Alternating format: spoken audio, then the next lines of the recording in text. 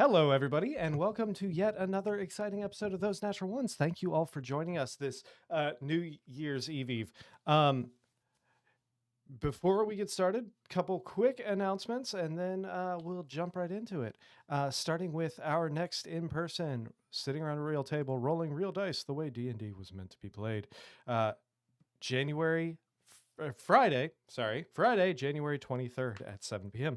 So make sure you mark that on your calendar and tune in at twitch.tv/those natural ones and youtube.com/@those natural ones on the 23rd. And going forward, it'll be the second to last Friday every single month, at least for the next like 6 months. Well, then we'll reassess in the middle of the year. But that's it for that. Scott, do your thing and tell them about Patreon.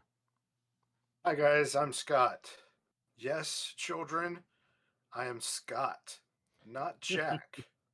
Despite the dozen or so people who think that have mistaken me for Jack Black. Hey, Jack Black, are you defaulted to your headset microphone? Because you sound like you're talking through a toilet paper tube.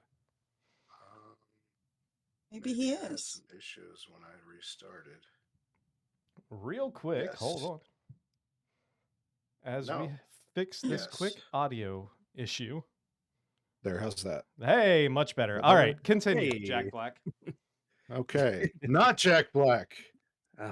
Despite the many random sightings by Gen Alpha, I am not the guy from the Minecraft movie. However, I would love it if somebody could get a video of somebody misidentifying Jack Black as Scott from Those Natural Ones. That would be incredible. I'd be willing to pay money for that. That'd be awesome. Check out our Patreon to help us grow and get more popular. So that might actually happen at some point. It won't. But anyway, patreon.com/those natural ones. Please check it out. That's the best way to support our stream. And there's lots of merch in there, like this shirt we had one point in time. One of the levels has a weekly shout out. So once again, thank you, Lesson 4 on Marlat, for your continued support. You can check out all of our patrons at the character cards and at the mid and end screens. We appreciate all the support we get. We'd love to add your name to that list. Patreon.com/those natural ones.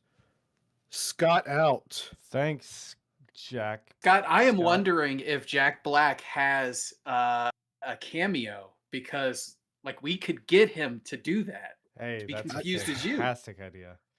People on the stream have logged on and asked if that's Jack Black like multiple times. We should have said yes. I was at an elementary school basketball game a couple weeks ago, and the girl in front of me was so excited that Jack Black sat behind her. Oh, the disappointment. I would have ridden that till the wheels fell off. Because, Good I God. mean, that's certainly what Jack Black does, to show up to elementary school basketball games in Ohio. I think the biggest takeaway is that you're still allowed inside of an elementary school. On that note, well, they thought it was Jack Black, so yeah, they let me in. All right. On that note, I can't remember who's doing the recaps. Cassandra, are you doing the recap now? All right. Yep, I'm going to do it. It's been 2 weeks. So, Cassandra, tell everybody what happened last week or 2 weeks ago. So the group had concluded fighting with that mage, and she kicked it. And then Duluth picked up her earring and started impersonating her pretty well to her boss. And then Imsada actually came in surprisingly clutch, because first Imsada got hit in the head with a rock and did not get mad at us for it. Then Imsada got thrown into this battle with us and was very clutch, even though she was charmed. And then we were like, yo, Imsada, dress up as this dead lady and go walk into this trap. And Imsada was like, bet. So we sent Imsada to her potential death so that we could escape out of this temple, because there were 4, what are we calling them? Bandits. Scouts who were watching us, and we thought if we send Imsada out, and they will follow Imsada. That did not happen. So once again, our party very wisely split up to do battle. Uh, and Reginald was the real MVP, landing multiple bite attacks with the strongest hitting jaw of all time. And once we killed the scouts, the bandit was our last defeat. We did not kill the bandit because we wanted to get answers as to why the bandit was sending people in to get the thing that we were getting. Unfortunately, we got the mysterious letter from S. No additional details. The bandit gave us no real answers, and then he pulled a whole bunch of tricks, treated us like fools, and disappeared. It's amazing how that happens when you You take know, your eye I off thought of we Bandit. did. I thought we did a really good job, but when you summarized it, I'm surprised we're alive. That is fair. And that's where we will pick up. Let's go ahead and get some music going right now. And this bandit just basically fucked right off. You are now standing in the desert outside of this temple. Probably a little worse for wear in most cases. But the day, it's probably, I'm trying to remember what time we said it was. I think we were looking right around noon-ish, we'll say. So give or take an hour or so. So you are all standing here after this. What are you doing? You said Yeah. that he probably misty stepped. There weren't any footprints, right? Correct. Yes. Well, crap. You were able to follow the footprints for about, if I remember correctly, about 30 to 60 feet or so before they seem to vanish, almost like some sort of magical teleportation spell. How dry is it right now? I mean, desert, very, very dry. It's Very, very very dry. Speaking of that, Duluth, go ahead and roll me a Constitution saving throw. What? Did we throw him in the sacks on the camel? Is that what's going on? Doc, how long would it take? Doc, how long would it take you Fuck. to make so much mist that you got like a little tub of water? Well, we have one on the camel. All right, We so have- that is I a have my 7. bucket And with me. while you are not, Ah. I mean, the bucket helps you from not dying. However, you are going to take a level of exhaustion due to the fact that it is really fucking hot and you're a frog. I'm going to use the elementalism cantrip and just continually mist. Which is probably that's one of the right. reasons why he's just feeling a little down and feeling a little tired and not feeling a little dead. So, being that it's the heat of the day and it is like high noon in the desert, I vote we find some shade, take a long rest, and wait for nightfall to get back. I was I thinking the agree. same thing. Where's shade? We could I mean, all we go could- under Doc Parm. Just Mm, hold your dragon wings out. mm. I don't have those yet. Damn it. He's been working on it this whole time.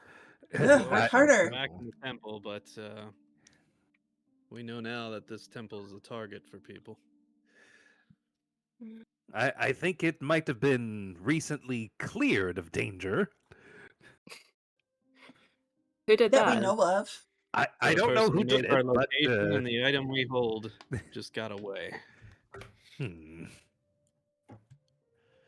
I'm sure it's fine. What time of day? is it? Remind me what the letter from your friend S. What did that say? Boy, what did that say? Let me see if I still have it. It's right around high noon. It's high noon. Gotta find my message. I'm sure I got it. It's in the player stream chat. Your current operation along Malsearian Trail is well noted. There's a structure north of the outpost, older than the road, older than the town. You are to take a small force and enter it. Do not linger more than necessary. Within, you are to retrieve a small optical object described as a filigreed lens set in brass or silver. It may appear inert or ornamental. That is expected. You are not to experiment with it. You are not to sell it. You are not to bring it anywhere but back to the trail.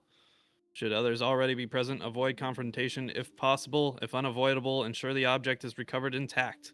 Payment will be delivered upon receipt, as agreed. Failure will be remembered. S. Hmm.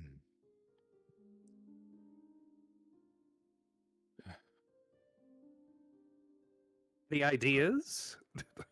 I, for one, like to get out of this sun. Mm-hmm. And to rest. Is the temple the closest place? Yeah, is there We could any find other a- cover anywhere? We could find a big rock. The temple would be the closest place to you. You can, if somebody would like to scout out, and they can do a survival check to see if there is any kind of like anything else that can be used as cover. The temple would be the closest place that you know of, at least. I'll do a survival check to look around. All right. So, Helena, you are going to go scout around Yeah. for a little while. Yeah. Ooh, not bad. With an 18. So you scout out. You probably spend, let's say, how much time would you spend, do you think, scouting around? Just so our little frog friend doesn't die, like an hour maybe. Okay. So, yeah, that's good. You'd spend about an hour wandering around, just doing like a perimeter around where you are, doing kind of widening your circle with every pass, and it takes you probably about an hour or so before you look out and you do see kind of a jagged outcropping. It's not going to be super secure. There's not like an interior structure, but there is a structure of stones that kind of come together into like an inverted V that you could potentially get out of the sun if you went like kind of made camp between the two. All right. So I found a rock. It's not a perfect rock, but it's a rock nonetheless, if we would rather go there. It's got some shade. And it's Whichever not... one's closer. I already have shade. Well, some of us don't. Just lead the way. I'll struggle on. Do you want to get on Reginald the Third? I'd rather walk under him. Okay, do that. Just be careful. Hold on to his little feet. I'm sticking in Reginald's shadow. So you are walking underneath Reginald. Go ahead and make me in a his dexterity. shadow. Go ahead and make me a dexterity saving throw. Gotta avoid the balls. They just hang so low. Oh, there we are. Well, you're no longer dry. Yeah, exactly. It's a 19. So that like one time of a day that a camel takes a piss, you're able to hop out of the way of. I think twice about it, and then I hop. Fantastic. He's All right, so so you guys make your way. dexterous. I'm sorry. Were you going to the outcrop or were you going to the temple? Yes. We're going That to the wasn't a outcrop. yes or no question. Outcrop. The outcrop. We're going okay. to the outcrop Yes. for a long rest. All right. So you Yes. since you're going directly there, it takes you about 15-20 minutes to get there. Then you do find these two jagged sandstone-esque colored rocks that kind of Pride Rock fashion, almost jutting out of the ground and crossing in the middle. You are able to find some decent shade and at least cover from two sides underneath these rocks.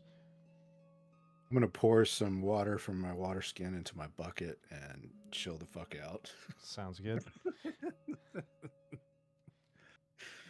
right, so you're taking a long rest, I take it?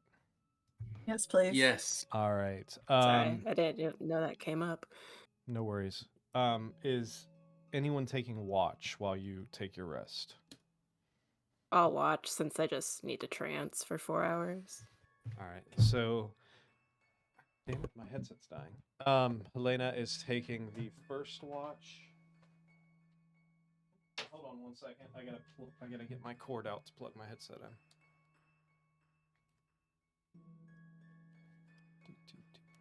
Damn it. There it is.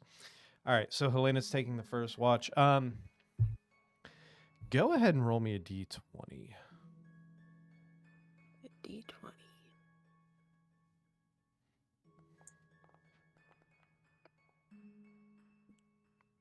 17. 17, fantastic. Your watch seems to go without any major incidents. A couple times. Go ahead and roll me a perception check as well, though.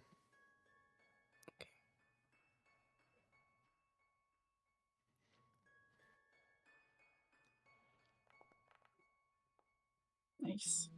Nice. 20. All right, with the dirty 20. About 2 hours, and it is midday, so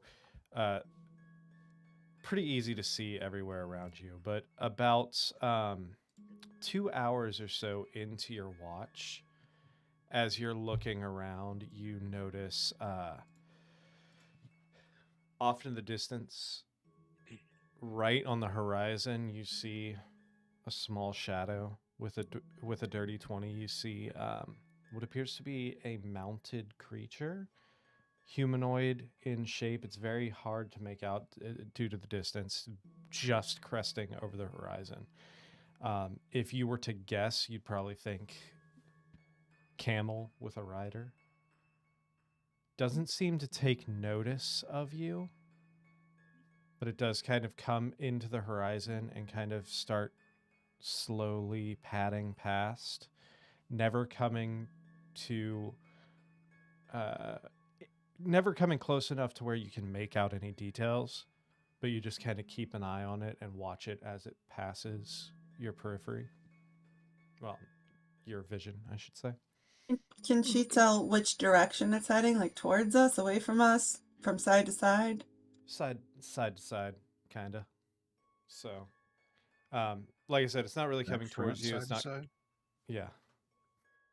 It's not really coming towards you, not really going directly away from you, but kind of comes in into the horizon on the left-hand side of your view, and just slowly goes across the horizon and then exits out to the right. Just to jog my memory, because my memory is garbage, when we came out to this outcropping of not real wood, this is near the Malsearian Trail, right? Malsearian Trail is the road that goes through town. You're about a day north of it right now. So we didn't take the trail, because didn't that guy say to the girl that Duluth was impersonating to meet him on the trail? Something like that, yes. That was in the letter. Yeah. That was in the letter. Oh, okay. Got it. I don't think we can afford to another battle. So, the rest of your watch goes without a hitch. Who would be taking the second watch? I can take the second one. All right, Gal's taking the second one. So, Helena, you go. Wake up, Gal. Go into your trance. Gal, go ahead and roll me a d20, please.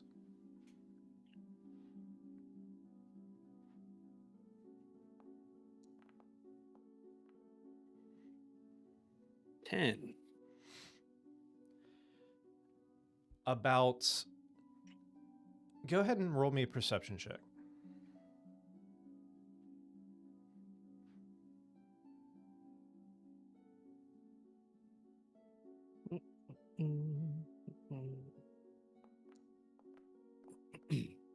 Pretty Jesus, good. Nice. 23. 23. All right. About an hour into your watch, you start noticing the wind start to pick up slightly. And you're able to see it off in the distance. You're familiar with these lands. You've lived out here for quite a while. You know sandstorms well before they become dangerous. You feel the wind pick up and you look out to the west and you see a wall of dust coming towards you. You know this outcropping that you're currently under kind of northeast to southwest. The rocks, one rock is positioned kind of to the southwest and one's to the northeast. It might shelter you. It might not, depending on how this storm comes. But you can see it's probably going to hit you in about an hour. Or actually, it would probably hit you in about 30 minutes. How far away is the temple? Temple is probably 20 minutes. We were a right. mile away from it when we made our decision. Yeah. Okay. Well, I'm gonna- okay, then we'll say probably about half hour. If we run, Yeah, I'm gonna wake everybody up, tell them the situation, say we need to get to that temple, or we may not make it. Get to why? I'm just dragging everybody along. We got to get to shelter now. Wait, let me get this water back in here. Why is it sandy outside? It's been sandy. We're in a desert. Huh? Oh. No.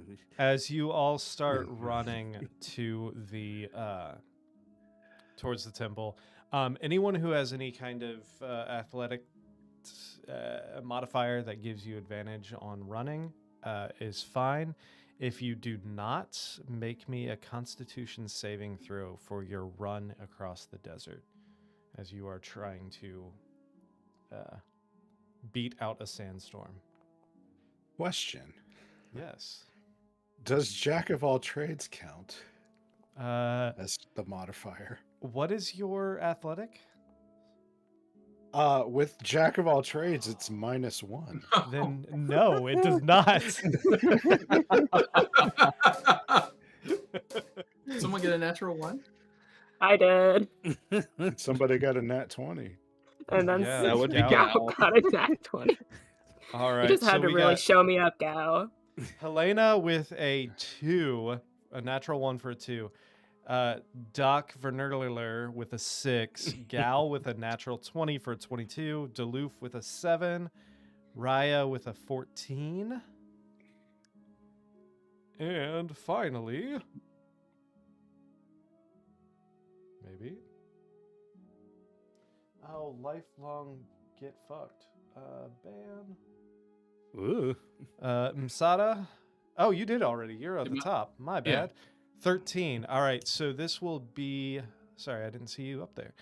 All right. So Helena, Doc, and Duluth, as you guys are running, you get about halfway there and you start slowing down a little bit. You are able to make it to the temple, but all three of you take a level of exhaustion. Fantastic. He's almost dead. You have to get to like level 6 or 7 to die.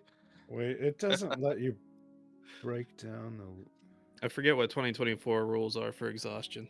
Oh, they just There we go. I got it. they- I got they it. just subtract from saves and like Yeah. anytime you roll something. It's like -2, then -4, then -6, I think. I think it's Oh, they don't do Yeah. the speed halving and all that stuff?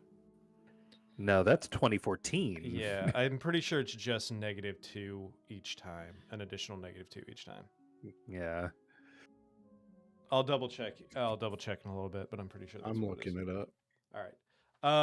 All right, but yeah, you're all able to make it to the temple and just kind of like fall into that opening down in there right as the sand just starts howling right across the opening.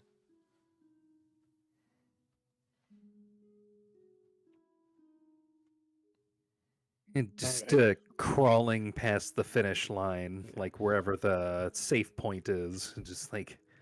Ugh. This Okay. will On D20 tests, your roll is reduced by 2 times your exhaustion. On speed, your speed is reduced by a number of feet equal to 5 times your exhaustion. Ah, okay. Thank you. All right. So, do we have another watch we need to do, or Yeah, so this is going to actually add an extra hour to your long rest, considering you had to run all the way here. So instead of 8 hours, you are going to have to get a ninth hour in. This was about an hour in, so if Gal would like to continue are you continuing your watch? Oh yeah, I'm not winded at all. I feel great actually.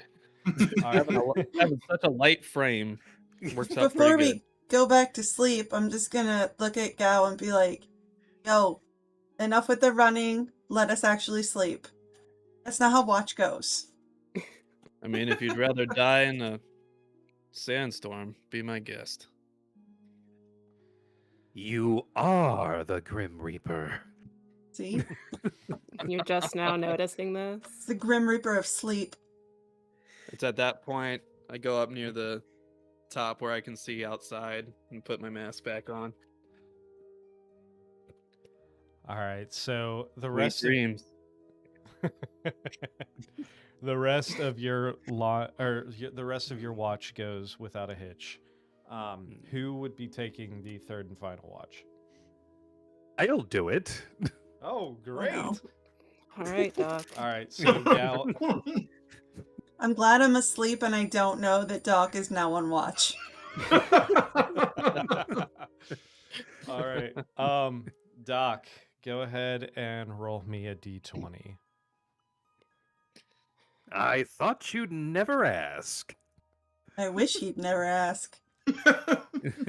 So with a 7, the sandstorm continues howling above you as you all are safe inside of the temple. Yeah, that's pretty much it. Oh, Lord. As your watch and as the rest comes to an end, the Hey, sun has set. hold on. Yes.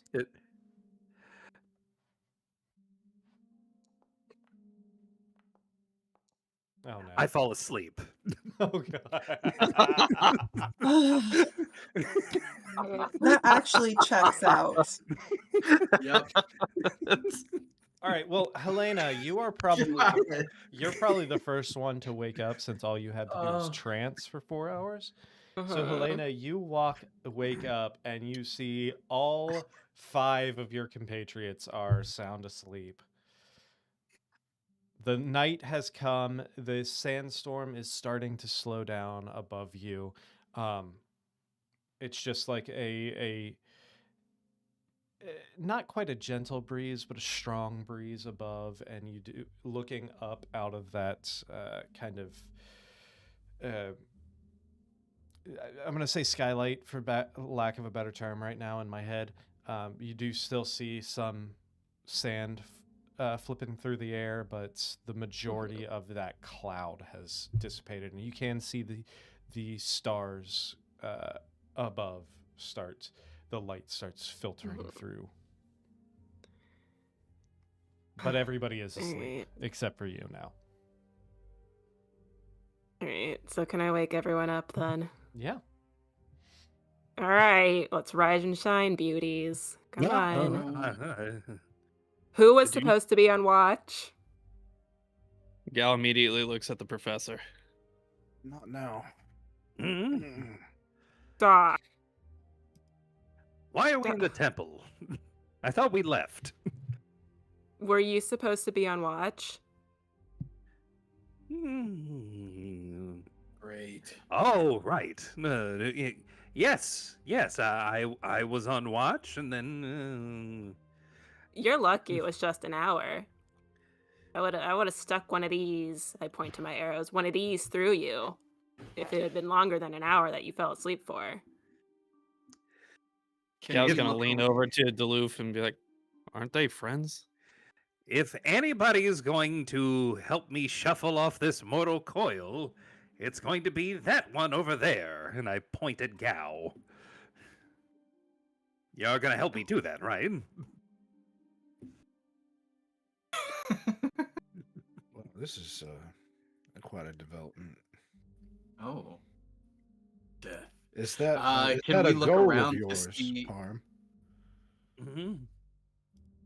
Is that a goal of yours to shuffle off this mortal coil? I've been alive a very long time, and let's just say things aren't as easy as they used to be. And you know what? Boy. I'm tired of being tired. We're going to take a Oh. second real quick. Uh-oh. Before we continue, we're actually going to step back I just foresee a future bit. complications. Gal, as you sleep in this temple, this forgotten temple, there's something about the air, the vibe, the unease in here. Your dreams are tainted in here. Your dreams, visions, blood, darkness. Some unknown figure in the shadows watching over you, laughing menacingly. You have images from your own eyesight of looking down at blood-coated stone floor in a cavern somewhere, just flashes here and there, almost like you're falling in and out of consciousness. You look down and you see your hands coated in blood. You see these runes and markings that you're all too familiar with now emerging out of nowhere on your skin, on your forearms, glowing slightly. You feel pressure between your shoulder blades. And as your vision fades from one to another, you see people, men in robes, in dark cloaks. And right before you come, or right as your vision fades from that, it opens back up to one of those same men with a blade sticking out of its chest from behind. And right as you reach up to scream, you wake up.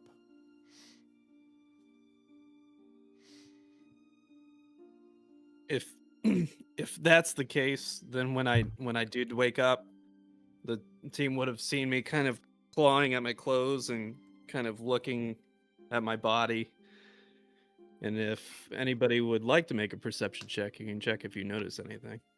I'm just going to assume you're being your normal weird self. Oh, perception check.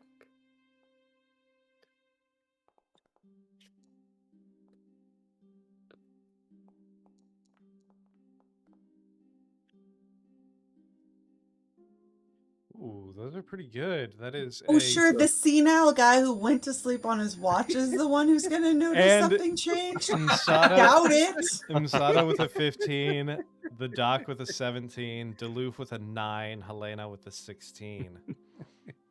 So everybody except Duluth would notice that I have some kind of strange runes going across my chest as I'm kind of yanking my clothes apart and looking at myself to see if they're still glowing and kind of freaking out in that kind of half awake state. All I notice is how emaciated this fella is. Which currently they are not glowing. They have a sandwich, man. They're dull like you're used to. Maybe he's auditioning for Wicked. I reach in my pocket and hand him a taco. I think you need this. You little frog pocket. Wait, why are you taking your clothes off? We're in the these- middle of the desert. Are these runes readable? Excuse me, it was a bad dream. Gal, is there anything readable in the runes, or is it just markings? It would depend on whether they can read the language, I assume. I will answer that question for you in just a second. Give me 2 seconds here to look Please be at common. Please be common. Msada's- Please be Yeah. common. Never common. This is not regrets. Oh No. God. It's the celestial regrets. version of Memento where you just have to remember things. So hold on. Let me see. I'm looking at everybody's languages right now. Give me 2 seconds here. Do they happen to be in Grung? Yeah, he is covered in grung tattoos from a drunken night in a frog brothel. Aren't we A all? Frothel? A frothel. Frothel. That's amazing. Gotta get that That's- fragooty. Wow, that just happened. No, nobody would be able to recognize anything. No, it's Gal. God damn it. Does it hurt? Does what hurt? Do it, because you fell from heaven. Ah, I was trying to avoid it. Well, when Nick said what happened after I felt the pressure between my shoulder blades, I thought I was in heaven for a moment there. Well, are you a Grim Reaper or aren't you? I just do that to scare the superstitious. If you're not a real one, then hand over your death scythe and your death mask. Perhaps I should test it on you. I said hand them over. Doc, that's appropriation. You can't just take his stuff like that. It wasn't going to be appropriation. It was going to be confiscation. Mm, Can't even Both are problematic. be an actual Grim Reaper. It's only going to Okay, look like Boomer. one. Yeah. Doc, I'll educate you later. It's fine. Just let it be. If you fall asleep on watch again, I'll introduce you to my scythe. I'm Does glad it we're on at the least same have a page. name? Boys, let's stop Scythe arguing. McScythe phase. I call it Kid Cuddy. Oh god. This day and night. Did you tell us what you saw in your vision or your dream? Day and night. No, I don't share anything. You don't share anything? Okay. No, you're gonna have to get used to this, but that's typical for Chris's characters. They never share anything. Do we have our long rest? Yes, you did. Yes. Yeah. You did get your long rest. I only have 1 level of exhaustion now. Yay. You're the one who playing a frog in the desert. I picked frog, and then you picked desert. And almost I'm pretty sure that premeditated. that was a cause and effect type Tomato, of situation. potato. Let's call this whole thing off. All right. So, you all get your long rests. The day, or should I say the night, is yours. Because at this point, you're probably looking about 9, 10 o'clock at night. Mm. The sun has set. The wind is dying down. No, the sun is setting. We can Romantic. properly get out of here. Is there anything around us that is worth noting at all? Well, you're back in the temple now, so you've explored pretty much everything at this point. Okay. We haven't solved Hel- any of the puzzles. Did Helena think tell we've- us any... Sorry, did Helena tell us about the possible rider she saw riding Oh, yeah. past our encampment? I'll mention it as soon as we are done looking at Gao's ruins on him. I'll take Um, my smoking jacket out of my backpack and water it down and drape it on my head. Aw.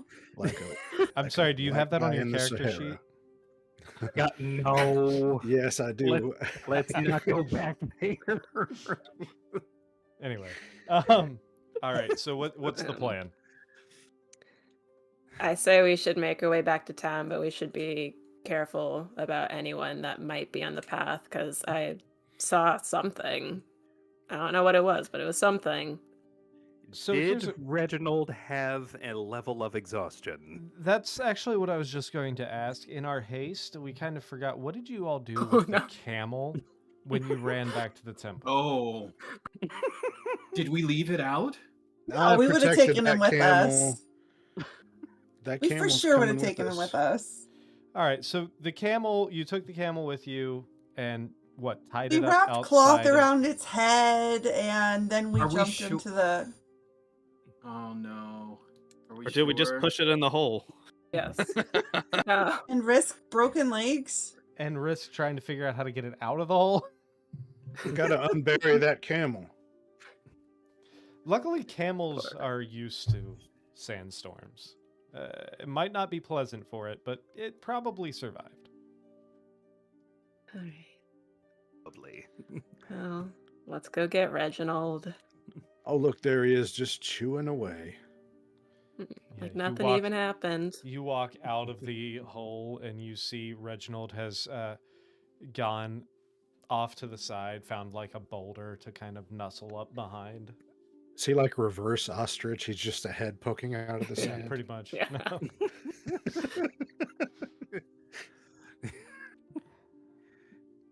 Just looking and chewing. So are you starting to head back to town, or are you exploring more around here, or what are you doing? Heading back to town. Yeah. All I right. vote we gotta get take the fuck advantage outta of the here. nighttime. Yeah. Let's Uh, go fight now- some more lizards. For the sake of brevity, we will say it does take you the majority of the night to get there. You've already had multiple encounters for this day, so we'll go ahead and say for the sake of this, you are able to make your way towards town without any incident. However, I would like someone, whoever is leading the way, to roll me a survival check to see just how long it takes you to get back to town, and if you can make it before the sun starts coming up. I'll do it since I was the guide from the beginning. Sounds good.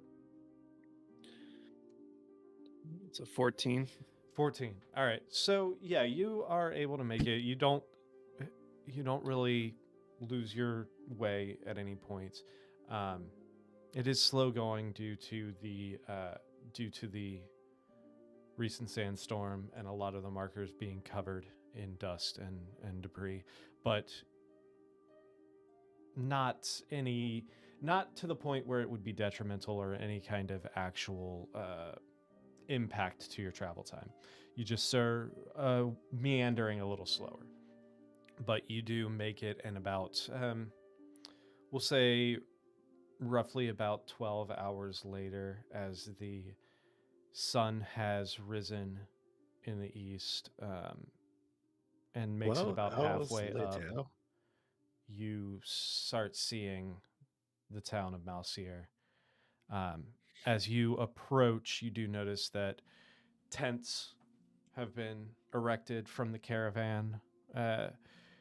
The caravan horses and camels are all off in the paddock that you took Reginald from, Reggie.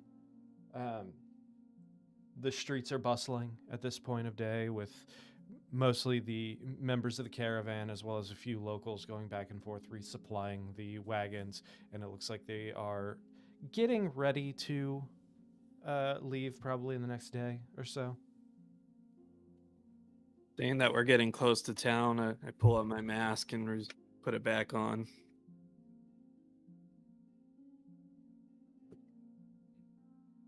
Where are you headed first as you approach town? Probably go find Severin, right? You're gonna... Yeah. All right. So last time you saw Severin, he was in the tavern. You would know somebody of his station probably rented a room there. The tents that are set up are probably more for like the, lower class people who are traveling in this caravan. Somebody He's not amongst the erections. Yeah, somebody of his station would probably Yes. have sprung for one of the nice rooms inside of the tavern, which again, in a place like this, the nice rooms just mean that, you know, it's a room indoors that probably doesn't have a draft, and it's probably got a bed with some full sheets and stuff in it.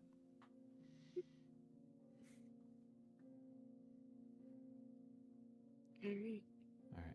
So you're heading to the tavern then? Yeah. Mhm. All right. As you walk into the tavern, you do notice at this point, because you're probably looking at about 10 a.m. roughly, you do notice quite a few of the people from the caravan are strewn around, eating, drinking. You do see a handful of humans of various size and shape and creed of consuming, you know, breakfast goods. Some getting early lunch in while they before they go to finish resupplying the caravan. You see. Sorry, I lost my page that had the people in it. Give me a second. No. Oh no. Lo- You loading you city see map. Rudy kind of jumping back and forth, filling ales. You see Pella bringing food trays to different tables. This is clearly the busiest time that they have, but they're still like without missing a beat. They've trained. It's almost like they train for this all month long for this 1 week of service. As you walk in, Pella kind of turns to you and kind of smiles. He's like, "Y'all kind of look like shit. Please don't get your dust all over my floor. I just swept it this morning." Rude. That's rude. Can you bring us Wow. some waters, Yeah, absolutely. please? Go have a seat. Give me like 5 minutes. I gotta finish running this A food over seat there. where? Every seat is filled. I'm Just sure sit on the you- floor. Go sit at the bar if you need to. I'm gonna sit in my bucket. Come on. As you sit down without even asking or anything, Rudy, in the middle of filling up these mugs, just kind of grabs another one, fills it up, and slides it down to you. Much You see- obliged. You see a few other people in there that you are familiar with. You see you see Grom, the guy that you got, the orcish man that you got the camel from. Oh, I is- wave enthusiastically. Hi, Grom. Huh? Hi. He's sitting over at the corner, just stuffing his face with what appears to be like some kind of like stew. Like you just see chunks of like meat and vegetables and shit. So He works hard. He deserves a good meal. Dew in the Um, desert. That sounds great. doesn't it sound fantastic? Aren't you another- wintering right now? Stew would be your jam. Yeah. It's You too see hot. in the back, on one of the back corners, there is this older elven wood elf woman. This is Mara Ishala, who is known as like, she's the local druid. She is the reason why there's vegetables and such that they can make stew. She has a small little farmstead that she uses her druidic magic to cultivate any kind of harvest in the desert here. The rest of the the rest of the room seems to be taken up with members of the caravan that you are not familiar with. You do, however, see Severin sitting in the corner. He is currently he's nursing this plate of what appears to be some roasted vegetables and some kind of cut of meat.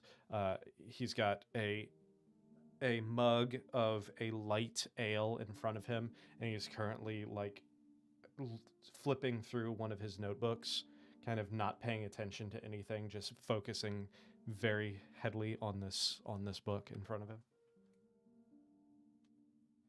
Gal, with his new drink in hand, is going to walk up behind Severin. You know, just in his typical creepy, slow lurking way. Lean directly over his shoulder, right next to his face. Say, "We're back." Oh Jesus! Oh, you just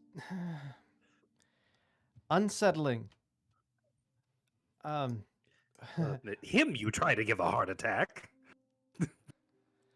I'm please, not the doctor. That's here. your job. Just He's the chosen one. closes Are up you- the notebook. He stacks up his books and throws them into. Cause he's got a stack of like 4 or 5 notebooks in there. He throws them into his bag next to him. It's like, here, all of you have a seat. I'm glad you made it back. Are you- you drinking light beer because you don't think you're manly enough to drink real beer? 'Cause you could drink real beer if you want to. It's hot out here. I wanted something light and more refreshing. If it was like cold, then maybe I'd drink something a little headier, like a stout. But it's like it was like 1,000 degrees yesterday. I don't. Anyway, Don't worry, she was very emasculating. How's the trip? Were you successful? Did you find the temple? It seems that there is a Yeah. lot of people looking for this little device of yours. Would Oh. you happen to know anything about that? Really? No, not really. What do you mean? Did you run into? We were offered double what you offered us. Wow, that's impressive. By another collector or what? Yep. I'm What do going you to place guess? I'm going to place the letter on the table in front of him. Happen Okay. to know who this is? He kind of flips it open and he looks around. He's like,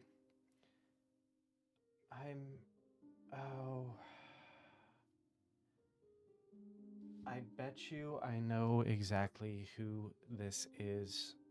This is a rival of mine. This is probably somebody from Oberon. Serit. Serit is another historian who likes to keep to himself and also doesn't like getting his hands dirty. So he likes to hire some unsavory people to go What did hunt you for say this. that name was? Seret. Seret. Seret Umbral. He's kind of a recluse, but he likes to collect historical artifacts for his own. It's kind of a good thing that you guys got it, or I'm assuming that you got it, or did he get it? Did his people? I'm assuming since you have this letter that they did not get it. Is that correct? Suppose would he it do depends on if whether or it- not we're your people or his people. We traded the lens for this letter. That would be terrible. That would be the worst deal I think anyone could possibly make. Gal's going to look directly at him with his hollowed out skull eyes. So they were dispatched. Unsettling. Okay. That's good because if Seret had this item, it would probably just waste away in some box in his little shack somewhere. Whereas, I plan on putting it on display at my museum.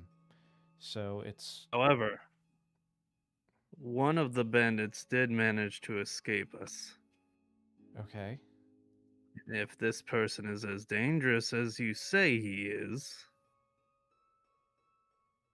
I mean, then you will likely need protection. Okay. I don't know whether or not to be afraid of him or afraid of you right now. So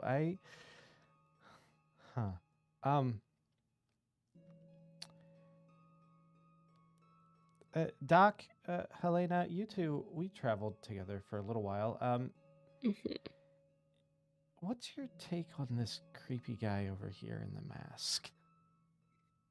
Is he Like asking him. that in front of the creepy guy in the mask? He's kind of like leaning off to the side and like whispering doing a to little the two of sidebar. them. Gal's staring directly at him the whole time, not moving. I like his vibe. I have thoroughly inquired as to whether or not he's a Grim Reaper. Sadly, he is not. I mean, Doc keeps trying to die for some reason. I don't know what this obsession with the Grim Reaper is. You're projecting, Doc. I saw a Grim Reaper, or what I thought was one, And clearly I've been mistaken. He's just a chill guy. Is this just the three there's of a them lot talking? there's a lot of things about him. A lot of words I would use to describe him. Chill is probably not one of them. Deadly isn't one I would use either. His skin is actually very cold. But I'm not. Yeah. That's interesting. I don't know how to take that. Did any of the people at the table recognize the name or have any familiarity with the name he gave us? Any of your people? No. Yeah. Although this is the first I've heard of this Serret Umbral. You have a rival? Rival. I mean, he would like to be a rival. He's not nearly as influential as me, but he is more of a find it and keep it himself type of person, whereas I curate items for a museum and put them on display for anyone who wants to visit to come take a look at and see. I kind of try and enlighten the public by displaying objects that I think have some sort of historical significance. I'd like to do an insight check to determine if I think he's being honest. Sure.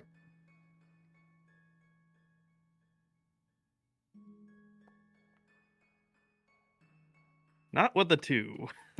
Yeah, very hard. I mean, you have no reason to think that he's not being completely honest. There's nothing he's doing. You have plenty of makes- reasons to think that he's not being completely honest.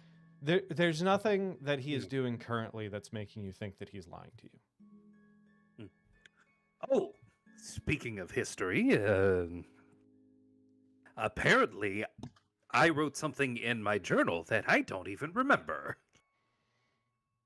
Oh, And then I'm okay. going to show Severin the lines where I unintentionally, or without control of my hand, wrote residual psychic resonance, function unclear, no active enchantment. That happened when I touched it. That's interesting. You don't remember writing these things down. What did you do to spur this? Did you just touch the object and it caused this? I just touched it. Or at least, I think that's what happened. So I don't know if you forget or if he's. Are you just trying to bullshit him or do you? I am both kind of bullshitting and also kind of forgetting myself. Okay, because you cast insight on it, which is when that happened, or not insight. Identify. That's what identify, happened. yeah. Oh, that's right. I cast a spell on this thing. Identify. I've heard of things like this happening before. There might be some sort of residual, I don't know, something that's trying to prevent any kind of magical tampering. Maybe like some sort of a residual. I don't want to use the term booby trap because it doesn't really seem harmful so much as just something that would prevent anyone from tampering it, or maybe putting some kind of enchantment on it. Perhaps? I don't know. I've never seen something like that before. I've just read of things. So. Curiouser and curiouser. At that point, I know it's a little early, but my bladder says, let's go ahead and take our break for the night. So give us 10, before we take our break, Emery, do you want to tell everyone how they can support us and follow us? Yes. When you aren't, for those of you who aren't or are, hopefully, supporting us by signing into our Patreon, you can always continue to support us by tuning in now every Tuesday at 7:30 p.m. Eastern Time, be it standard or not, or standard or savings or whatever, on YouTube, on Twitch, and eventually those other platforms where we will double or maybe triple their viewership. You can also continue to interact with us on Facebook, on Instagram, on Threads, and on Blue Sky. Those of you listening to the audio-only podcast version of our show can also continue to find us wherever podcast episodes are spread out into the universe. And if you have an Amazon Prime account, you are given a free Twitch Prime subscription to give to your Twitch channel of choice. Why not choose those natural ones? And throw some of that billionaire money our way and put it to actual good use. Whichever way you do interact with us, do remember to give us a like, a sub. If you're on YouTube looking at our old episodes, whenever you give a like, you can hype, which should also help us get more visibility and add more people to the party. And be cool. And be cool. Do remember to share. Sound off in the comments. Join us in our live chat. Tell your friends. Any and all engagement helps us out a ton. Thank you for that, Emery. And with that, we will be back in about 10 minutes. Stick with us.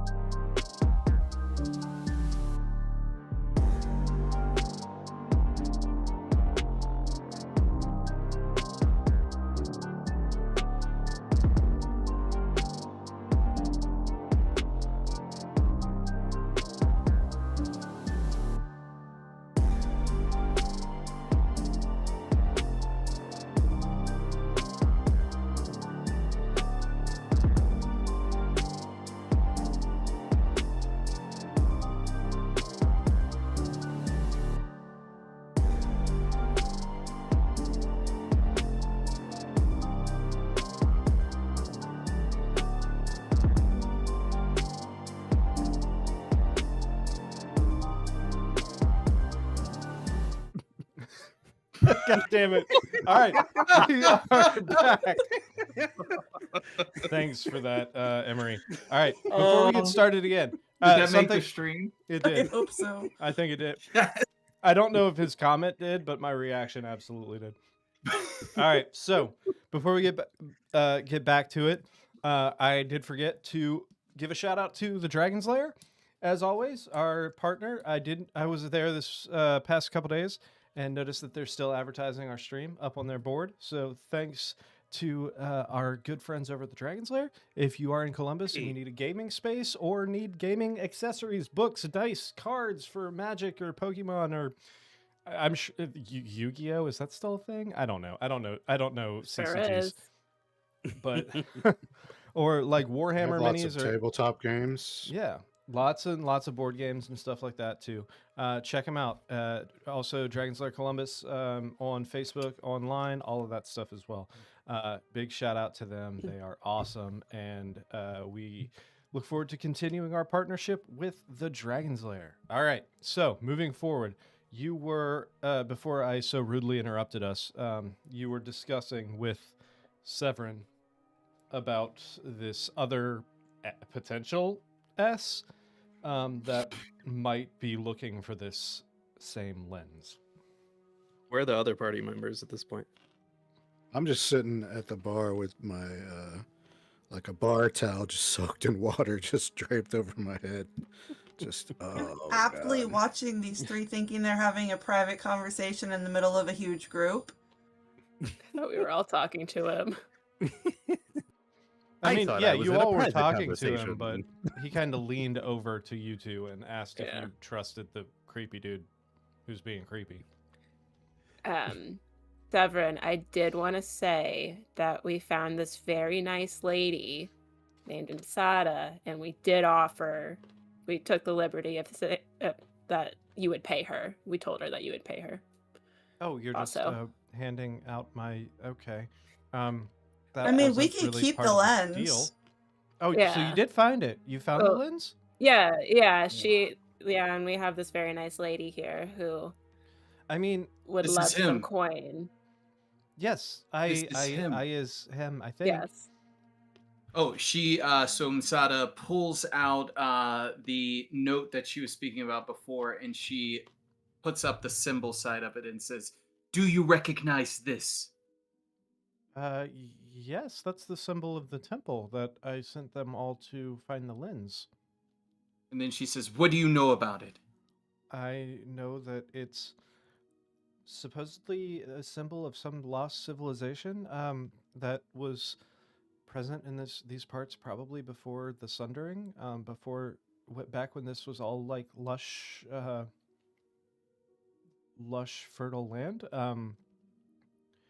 There was some tribes that were around here. I believe this is some kind of holy relic of theirs, some holy symbol of theirs. Hence, What the else? temple. They built a temple. I don't.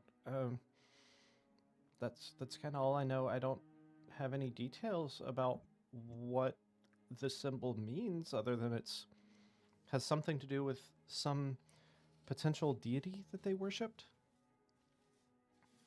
Are you Okay. telling me that this place used to be something other than a sandy arsehole?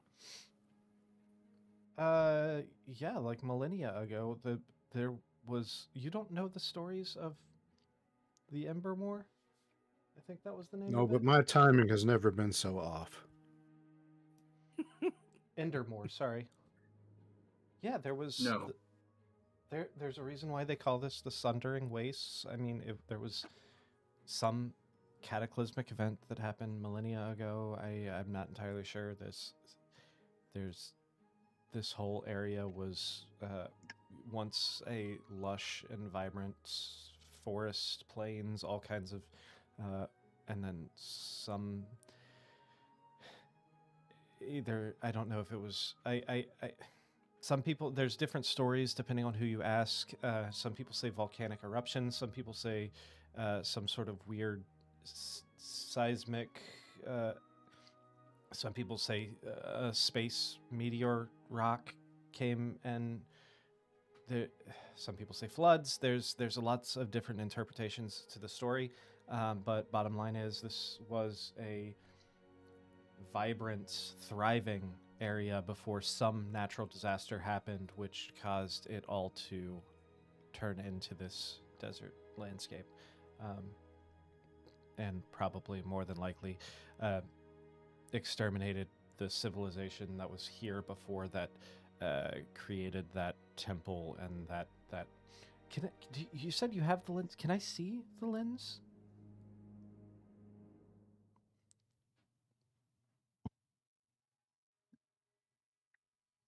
Who has it? I thought do was I have Raya. it? I All thought right. Raya had it. I had it originally, and then I gave it to the doc, and I can't remember if the doc decided he was going to become untrustworthy for the entire campaign or not. I produce the lens. He looks out at it. He's like, may I? And kind of holds his hands out towards you. Before Um, he can get a careful hold with of it, Gal is going to put his hand in between both of them. I believe there's the matter of our pay. Let me just verify that it is legitimate, and then he reaches over. Yeah, over the hand, yeah. He looks, or he kind of motions over to the bag that has his books and everything. He's like, "Trust me, I have your payment is well in hand. It is. I just need to verify the authenticity of this device, and then I will gladly hand over your payments." Check the serial number. Gal's going to put a lanky, bony hand right on his shoulder. God, that's unsettling. I'm sure you do so. Yes, of course. Anyway, hold on. My hands are suddenly a little clammy. All right. Rubs his Oh, hands don't off, worry about him. He's all talk. reaches out for the lens. I hand it over. As he takes the lens from you, he kind of brushes it off, and you see that the filigreed bronze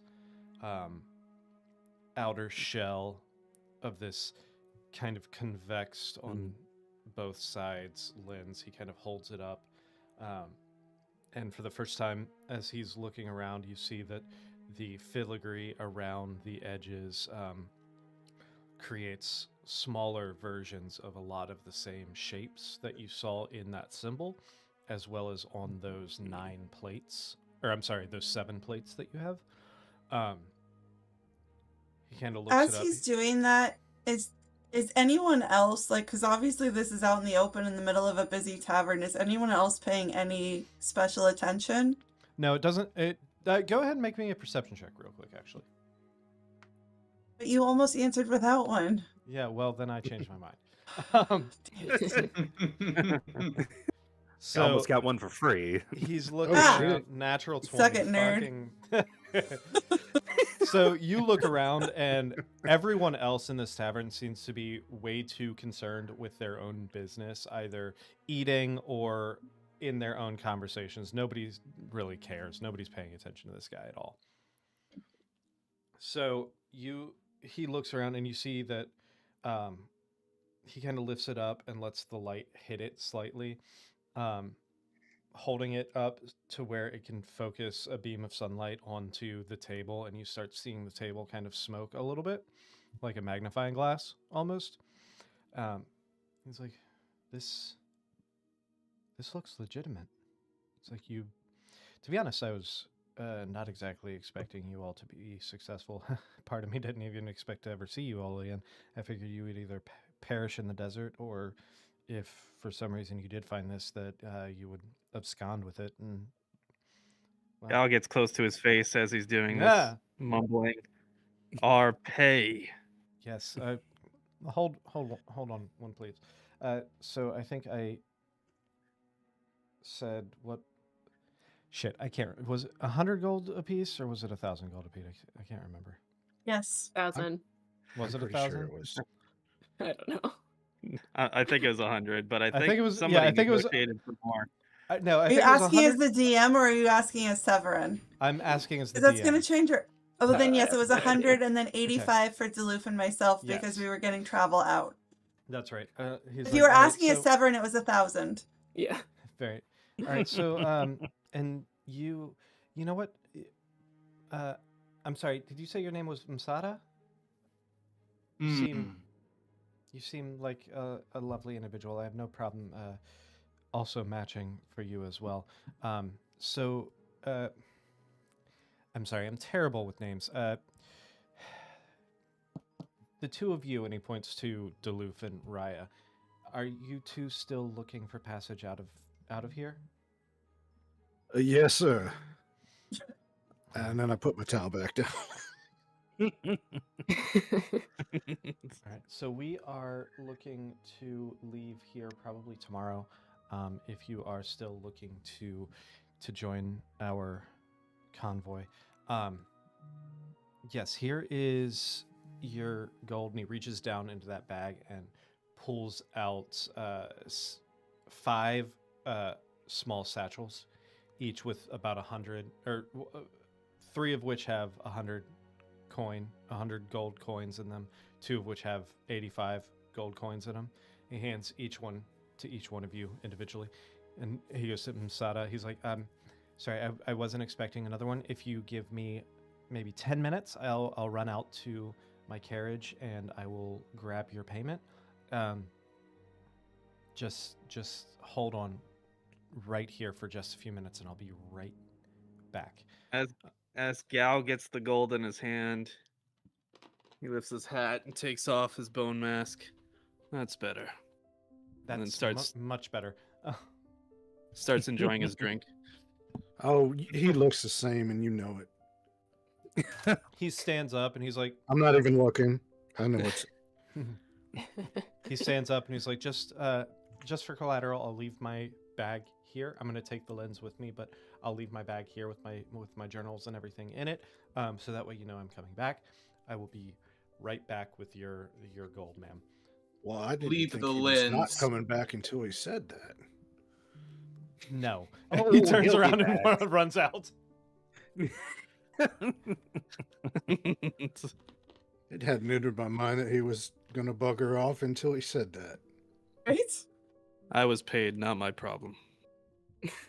Thing. I'm sure it's fine. Yeah. Ryan, you might want to watch the window because we are getting the fuck out of here. Yes. What am I Are you- watching for? Am I? Are you watching out the window? Yes. All right. So you do see him run over to his carriage. Run, saying- or is he like walking fast? He's briskly walking towards the carriage. He didn't And- seem like a runner.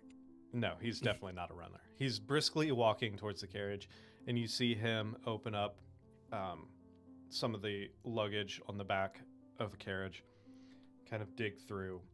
You see him pulling out stacks of books and everything before reaching down in and finding a large bag and then a small, like, empty bag. He opens up the large bag, and you can see him, like, moving things from one to that smaller bag before shoving that back in, piling books on top of it, twisting a piece of leather cordage around the small bag before cinching it tight, closing the luggage, taking a large key out, locking it, and then starts walking briskly back towards the tavern.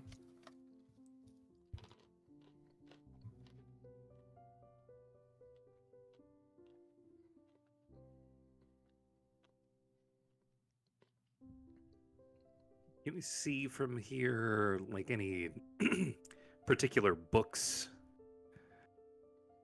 Are you looking That- out where he is or down into his bag? I'll check his bag. With my eyes, not my hands. All right, go ahead and roll a perception check.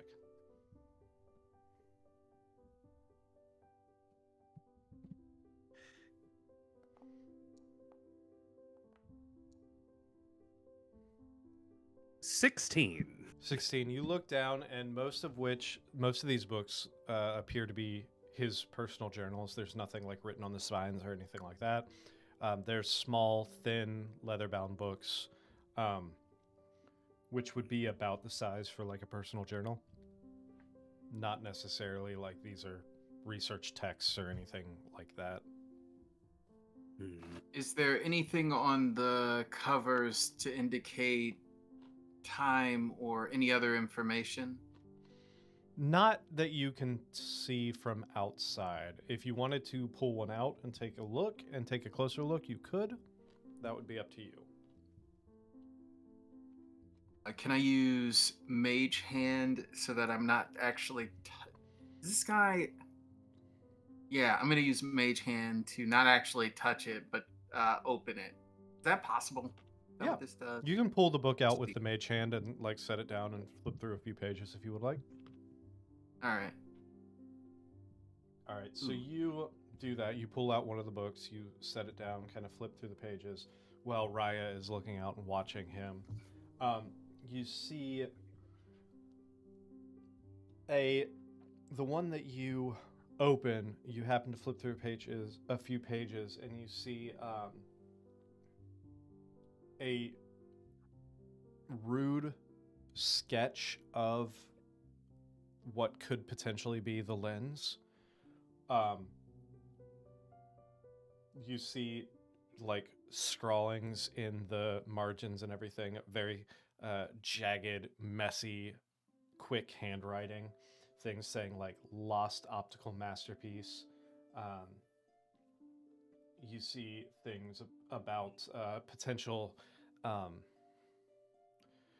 use for focusing sunlight for carving, or question mark on it, kind of guessing at the nature of this device itself. A lot of like almost unanswered questions towards the lens itself. Any information about what it, like the functions or what it does or what he's trying to do with it? Go ahead and roll me an investigation check as you're looking through it.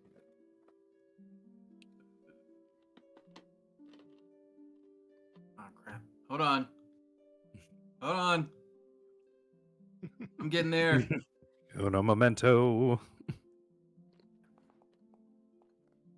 Ooh, Well, that's a 6. All right.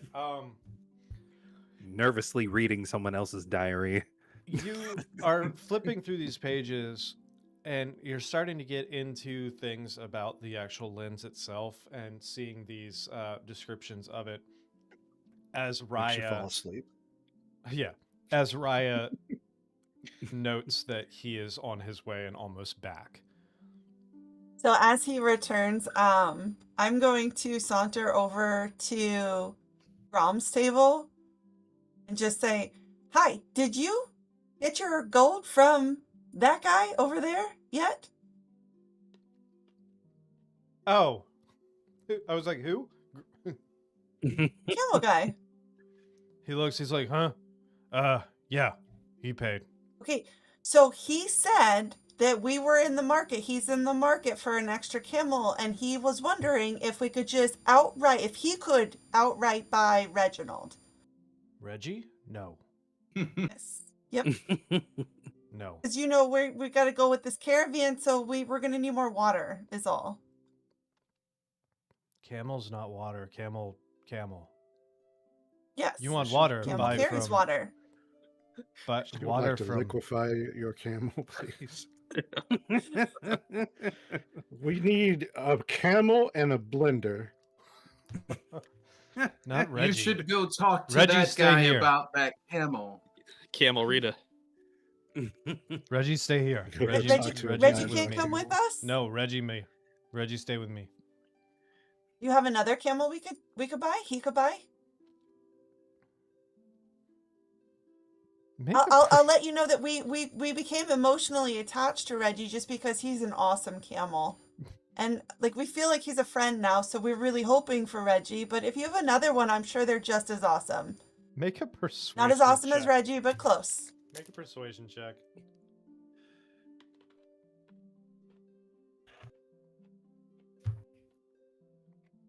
It's at this point where Severin is starting to walk back in. Are you putting the book 17? away, or are you keeping the book?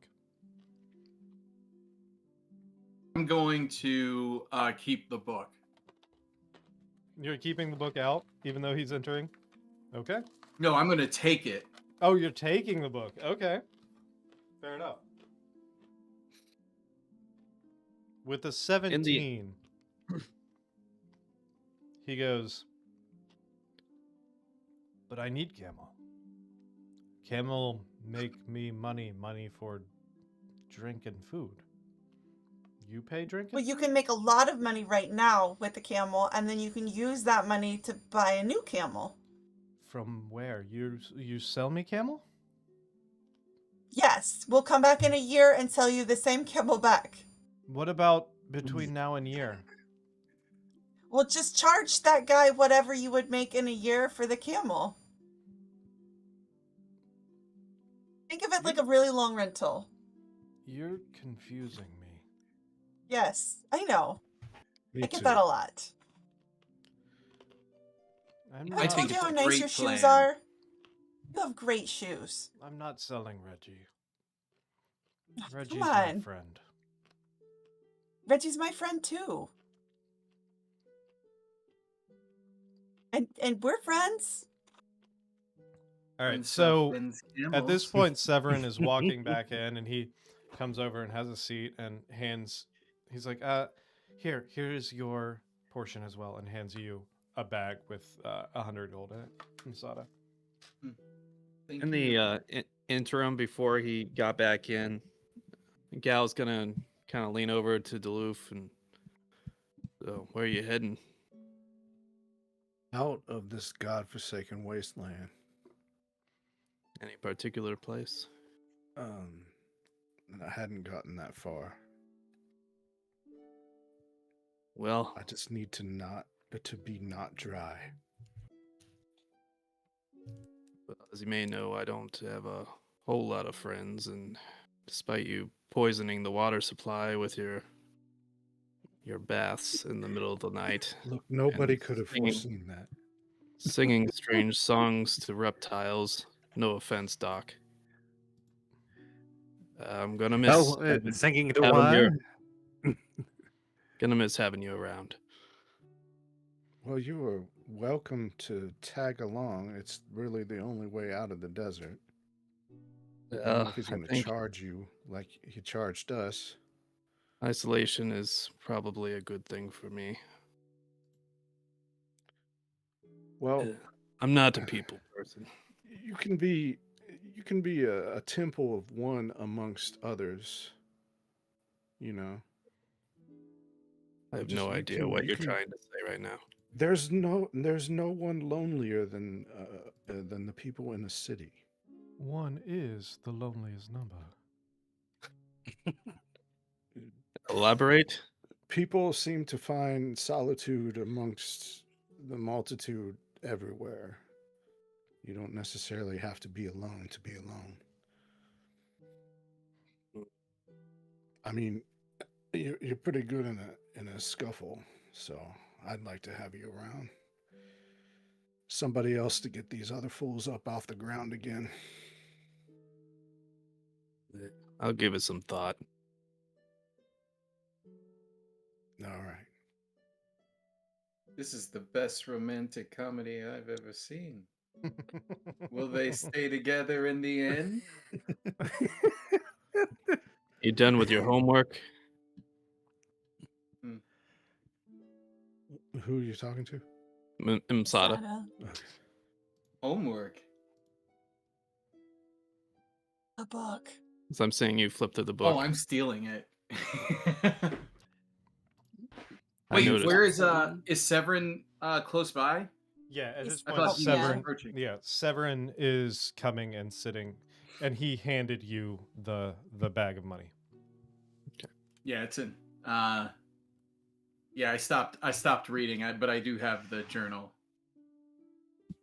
Like in your Mm. hands, or did you tuck it away? Tucked it away. Okay.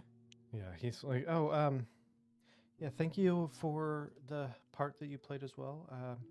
This lens is going to be a fine addition to my collection, for my museum. Severin, is it? It is, yes. What does this lens do? I believe from the research that I've found, I believe it was used in some sort of like ancient, possibly rituals. It could have potentially been used for carving. I think it focused sunlight towards potentially carving into stone or wood. I don't know.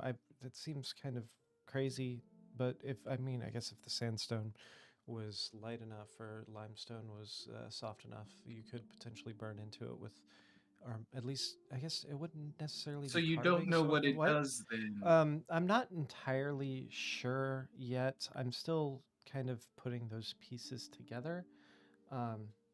It You know, seemed it may like- have been used to carve things, but I believe its primary purpose was to burn ants. I think that it's more for looking through. Noting down potential light-based weapon. No, That's I so think funny. I think it was mostly used in potentially like religious symbolism. Like How did you hear about this?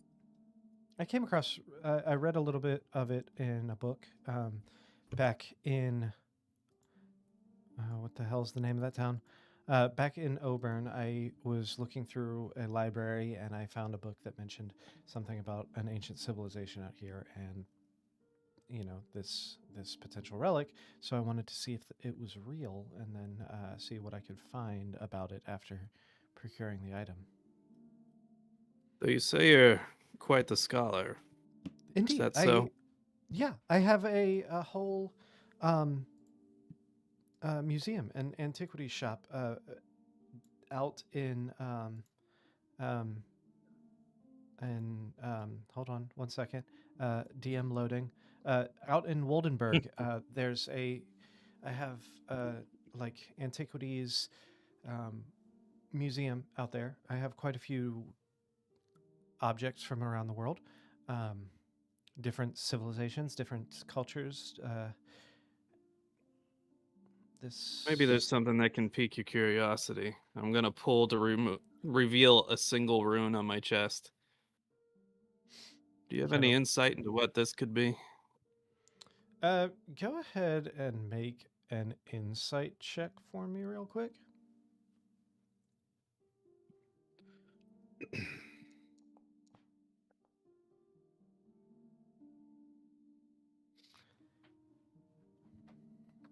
$15. With a 15, you see his eyes kind of narrow slightly as he's looking more intently at the runes, the markings. He kind of like squints slightly to get a better look at it. He's like, unfortunately, I don't quite know what to make of those. Are those, were those tattoos, did those tattoos mean something to you? Was there a reason you got them placed on you? I'll keep that to myself for now. Well, then I don't know what to answer for you. Inside check Gal. Sure. I'm trying to read whether or not he knows how those tattoos got there. Hey, we got another person saying that they love the show because the men on cam is every stage of beard growth. That's at this point, Once again. that's got to be a bot, because it's the exact same message like once a month. So, we got a beard. Polar drill Night- ladies' both night. Polar two. Night- Ladies' night Fuller where there's no again. beards. Maybe he Polar just Nights, confused let me. us know if you're a bot or not, because if you're not, then a lot of people are appreciating our beard growth stage chart here. Like Is- Ellie We're and all I just gonna also need to shave. grow a beard. Mm-hmm. Yeah, Well, we're the first stage. yeah. Which is no beard. Duluth had a 19 on his wisdom check. or his insight check.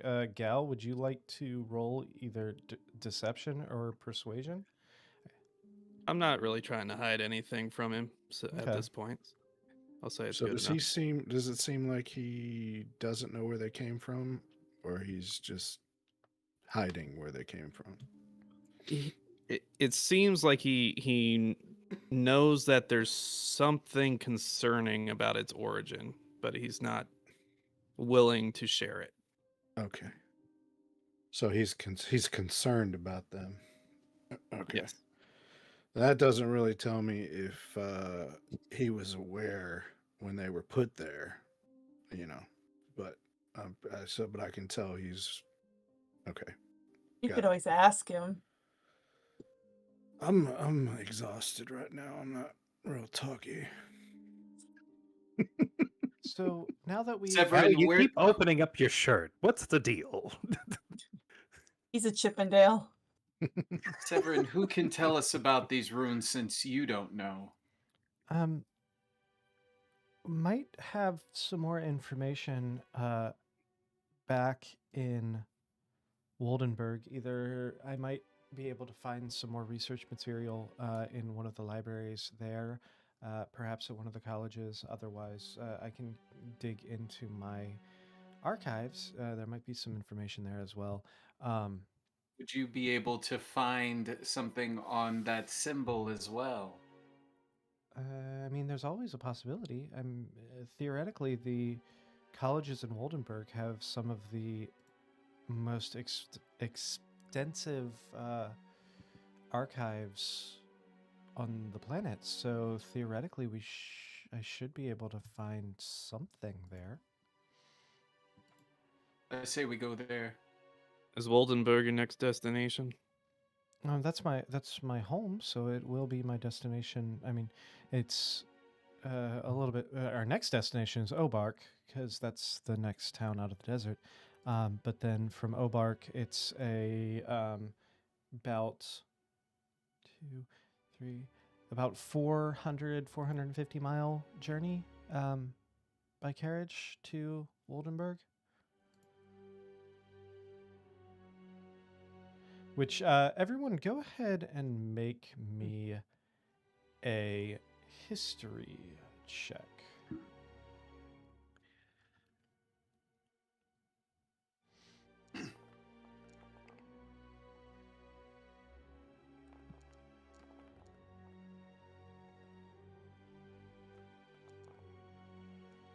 Yeesh. Really, really good, but I have exhaustion. All right, so everyone except for Gal and Doc, shockingly enough, would know Woldenberg is actually the capital city of the Hosfeldian Empire, which is the main country that you all are in.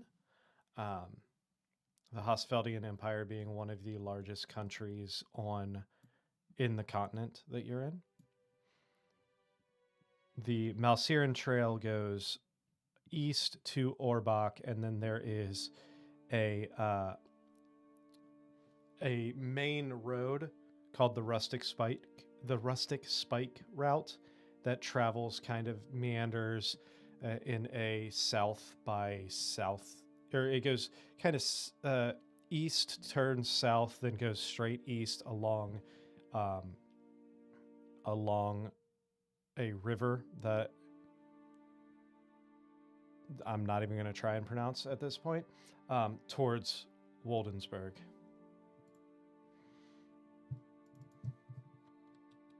Well, as I stated, that bandit got away. And if this rival of yours is willing to hire bandits to kill people for this artifact, surely he's willing to kill you. I'm willing to offer my services to protect you along the trail. If you aid me in deciphering the origin of these runes. I mean, I appreciate that. The caravan has quite a few guards, but I guess we can never be too careful. So Keep that on lockdown, Severus. I'm sorry? We need to keep that caravan on lockdown. All hands on deck. Sure. Oh, he called you Severus. That might have been the confusion. Severin. I thought I said Severin. Did I say Severus again? Yeah, you did. Yes. Whoops. Always. That was an unintentional one. If you all are seriously considering heading out of the desert, then yeah, I'm sure we can come to some kind of an arrangement, some kind of protective detail / information gathering expedition, I guess. Is that, if I'm reading this correctly? So I get that the frogman just wants to get out of the heat. That seems pretty, I mean, self-preservation is a strong motivator.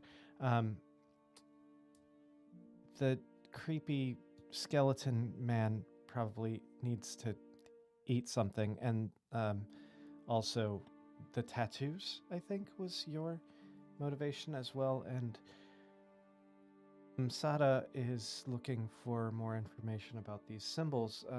What about the rest of you? Are you all still on board as well, or did you have other plans now that our business is completed?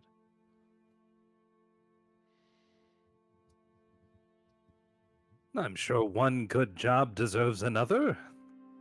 It'd be a very generous offer on your part to continue to ferry us back to Waldenburg. And anything to get out of this one camel town. There may be more camels. It should be a no camel town. We should be taking the camel with us. We don't need. We have plenty of camels and wagons in the caravan. We don't need to take this man's livelihood and take more camels from him. That man's livelihood murdered a man. I mean, good for Would it. you like In to- it awesomely. Perhaps you could trade if you really want Reggie. So Offer him a trade. all 6 of you then. Hmm. Plus Reggie. You've got a camel, right? We can trade, right? I don't have. I have a wagon that's pulled by horses. I don't. Well, that's unfortunate. I think your relationship with this camel is a little unhealthy, and maybe you should. You weren't there, Severin.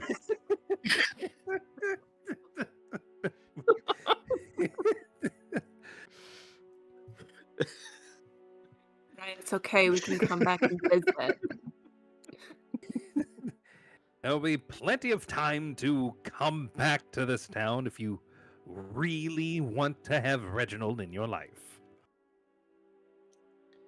So, I think we can come up with an arrangement. I'm not going to be able to pay you quite as handsomely for continued employment as I did for this one job. I mean, overall, it'll be more because it will be consistent, but it's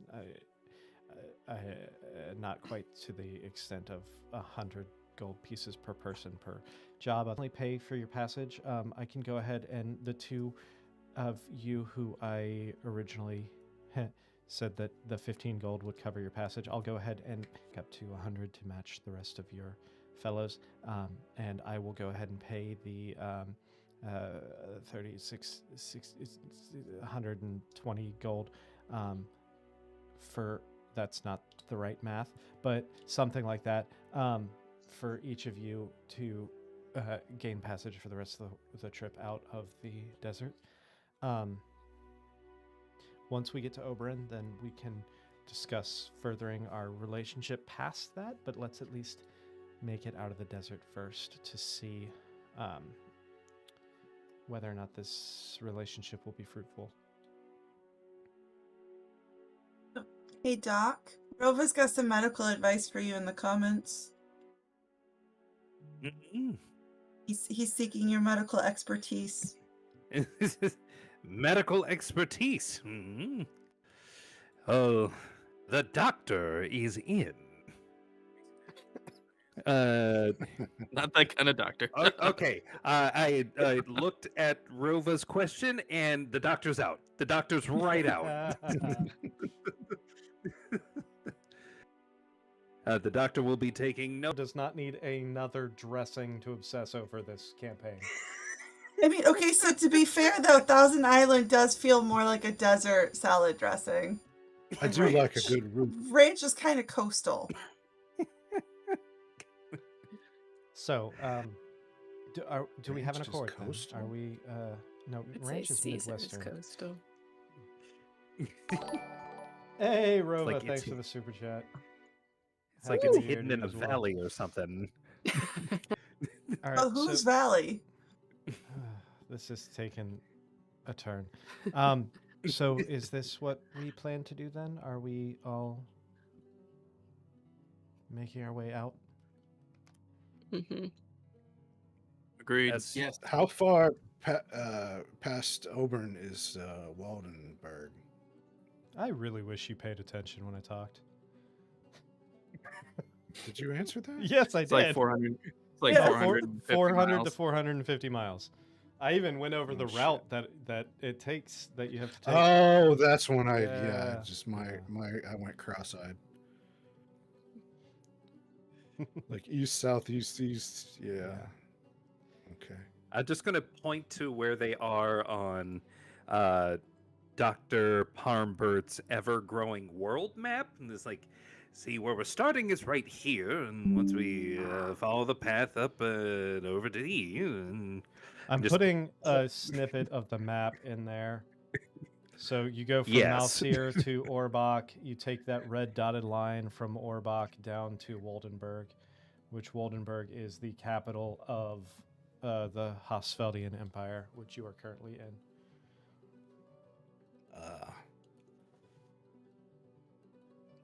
Hey, Doc, how come on this map next to Waldenburg it says burgeoning methamphetamine market? You weren't supposed to see that. Don't tell anybody. It's just hard. He's got to stay alert somehow. I feel like I might have your copy of this map. Switch them around. Switch them around. That one's mine. What You're does it all right. mean? What does generic Viagra mean? I haven't got the patent for that one yet.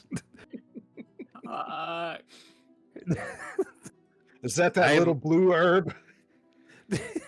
Hey, Rova, it's not just the second campaign. He didn't pay attention in the first campaign either. You see, when you He's mix saying this is the several second herbs one that I together- did it. I didn't. Oh, got it. I thought There's it was also been 1.5 and several one-shots That's true. that I didn't pay attention to. Erections and getting sprung aside, and I think we've all come to an accord. We're all getting out together. All right, well, I would getting that like to together, definitely right? check out some of these notes on this map.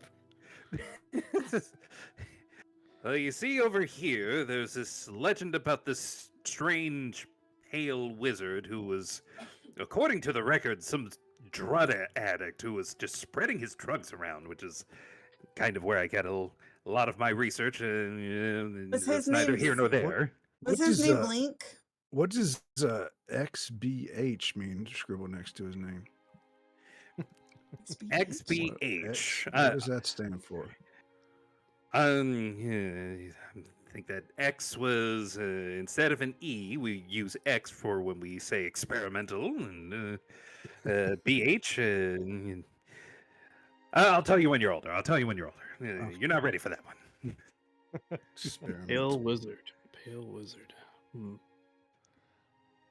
So, Anyways, We would all have heard about the Pale Wizard by now. I mean, I did yeah, mention it in a previous episode. yeah, and the thing about being a team that literally saves the world, everybody's heard rumors of you, if not the multiverse. All right, well, the caravan plans to leave early tomorrow, right around dawn, so that way we can get as much travel in before the heat of the day.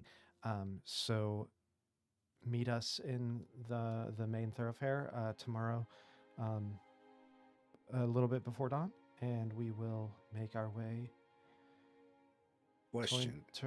towards Orbach. Yes, yes, Mr. Frogman. Were any of those wagons covered? Yeah, There was one. him, Helena, and the doc arrived in like a full-on carriage. So Oh, right. They were very steamy. That sounds wonderful. It's the yeah, like sauna. there's quite a few carriages as well as just regular wagons and like old school, like, covered wagons and stuff. So Hot and moist is a-okay with me. It's the dry. I made you a mesh travel suit. I thought that Very was for airy. clubbing. It's for traveling. Mesh the land, not the material. Not the material. It's breathable. Okay, So we are he talking puts it on, and material. all of a sudden he hears. I think I need some boots and pants with this shirt. Something's Distract telling the me. boots. Boots and pants. Boots and pants. The mesh gets I caught on have his boots and nipple pants. ring, and Careful with Quick, Peter. somebody yank this shirt. Please, just pull it. oh god!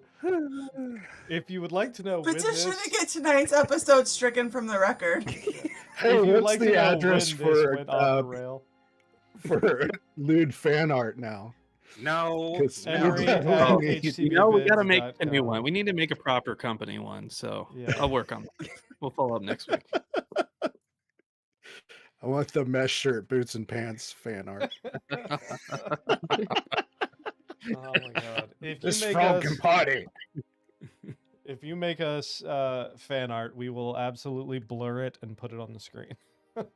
I'll put it on a shirt, There you go. much like this one. All right, so What time of day or night is it right now? We you guys traveled are- through the night. you guys arrived at about 10 a.m. So after discussing, I mean, you guys have basically just been discussing with him, so it's probably still like 10:30. All right. Well, since we've all come to agreement, I'm going to go take my noon nap. Make sure you're not watching anyone. See you Not at watching dawn. why? Go to sleep. Gal goes I'm over to the asleep bar. now. Gal goes over to the bar, flips the barkeep a coin, and asks for a room for the night. Oh, sure. Yeah, we got I guess day Almost- and night. almost sold out, but we got one or two left over here. He tosses you a key.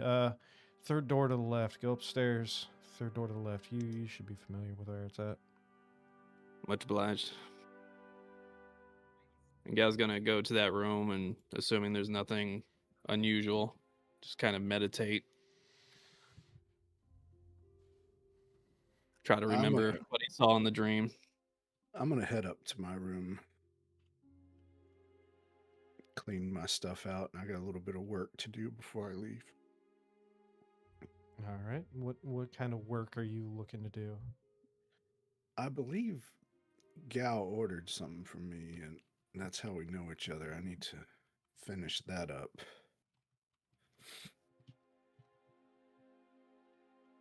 All right.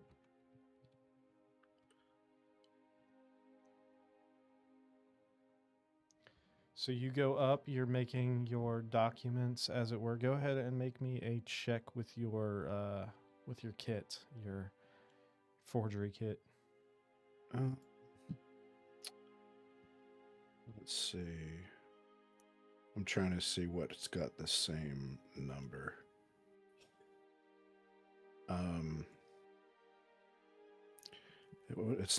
It's not performance because I got expertise in that. So There should on there you should just be able to click on your kit. If you go to your character sheet down at the bottom tools, forgery kit. Ah, there it is. Yeah, inventory. Okay. Yep.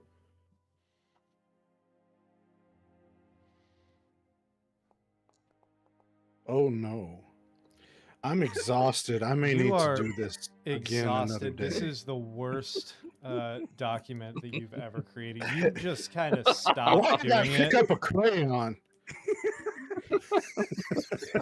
You That's just kind of oh my gosh, that's a crayon. yeah. You kind of stopped halfway through it. Yeah. He forgot to brush off the sand first, and now it's just all over the document, soaked in ink and crayon marks. It's like Hosfeld is like spelled wrong. Whose field? Oh goodness.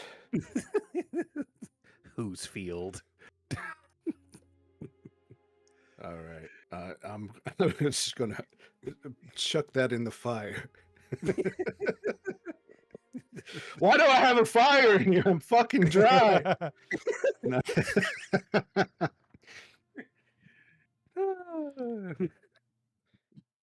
All right. Anything else? What else are the rest of you doing?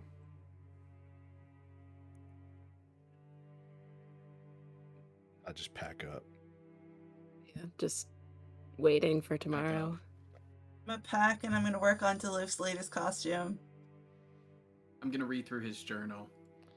Fantastic.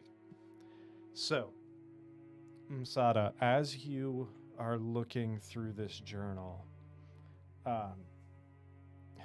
you flip through the pages, and not a lot more can be gleaned from the pages or the writings itself. It seems like scribbled notes about what this lens could possibly have been used for. A couple quick notes about that he kind of talked about before, the sundering that happened, an ancient civilization that's been wiped from the face of the planet, and all of this. Very similar to what he said. Not a lot more detail. However, did you get a room, or are you just sitting in the bar itself? I think right now I I'm would've- probably. Oh, go ahead. I would have offered her if she wanted to bunk up in my room. Yeah, I probably would have had to take her up on that. Okay. But I'm sitting at the bar reading the journal. Okay. So, as you're sitting at the bar reading, I'm assuming you would have ordered a drink of some sort. Wow. Yes. So as you, anything specific?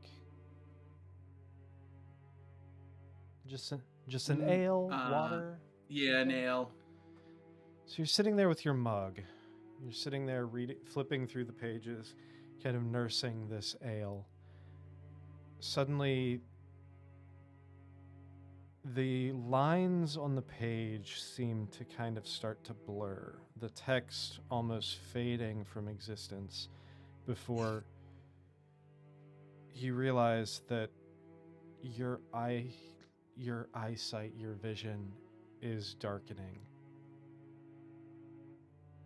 The whole world kind of fades away from around you.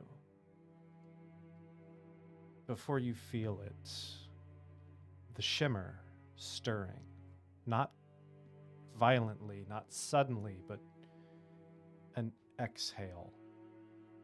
For a heartbeat, the desert lights, the tavern lights, dull, not dark, just muted, as though the world has been draped in gauze.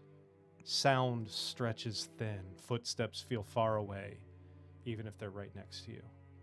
You feel cold, not on your skin, but inside your chest feels cold. You find yourself standing in a narrow space.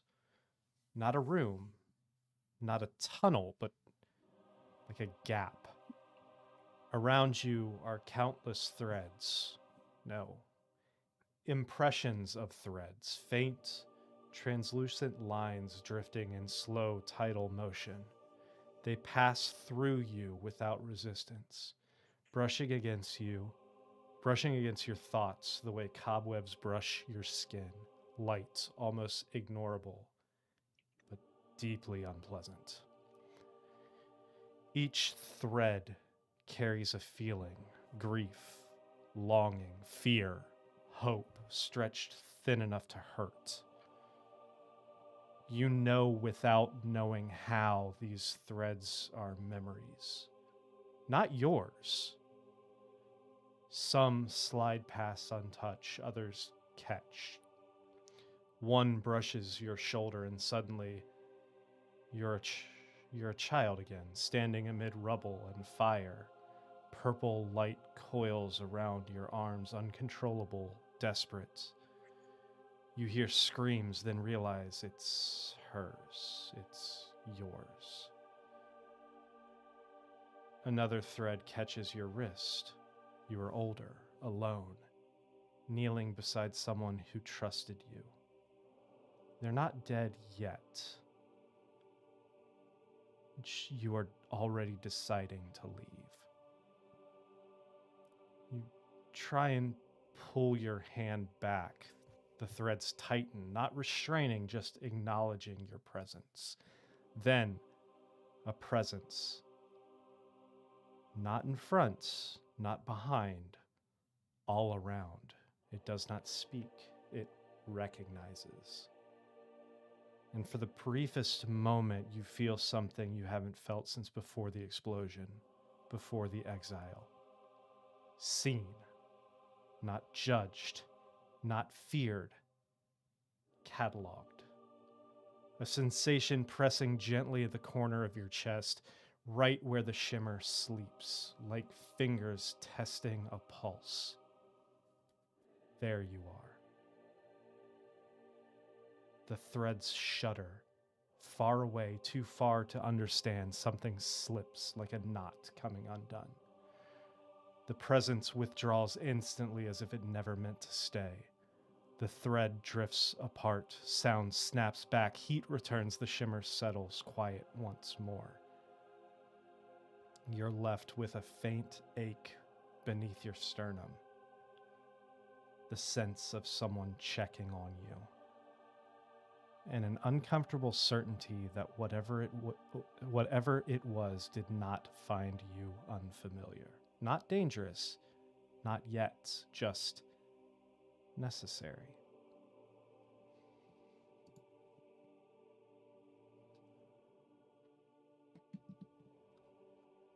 Is there any evidence that anyone around her notices or is looking at her strangely?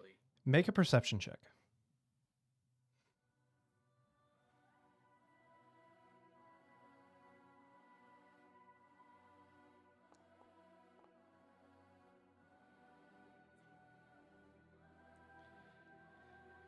With a 9, you can't be 100% sure. However, this appeared to happen in an instant.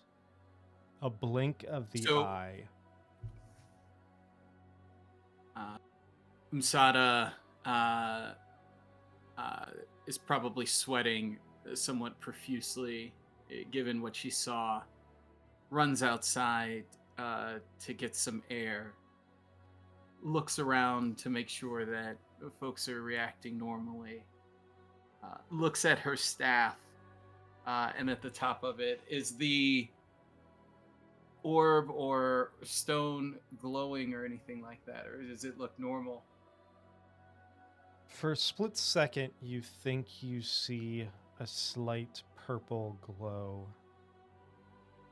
but you're not sure if it's just the reflection of the sun beating into the orb itself, or if it is truly glowing.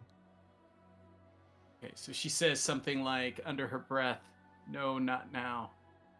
And she runs, or she walks, trying to seem normal inside, but walking a little bit too fast to be normal. And she goes up to the room where Raya is. Raya, you're in the room, right? Yeah. Okay, she goes into the room, obviously a bit upset, paces a little bit, sits What? down, What's wrong? guesses whether or not she should divulge it, and then tells You ate Raya. some stew? Did you have stew? Are you just too hot? Can I help? She says something to the effect of, "Shut up! I need to tell you something." First of all, that's rude, but okay. She hands over the letter and says, "Read this." Is that this?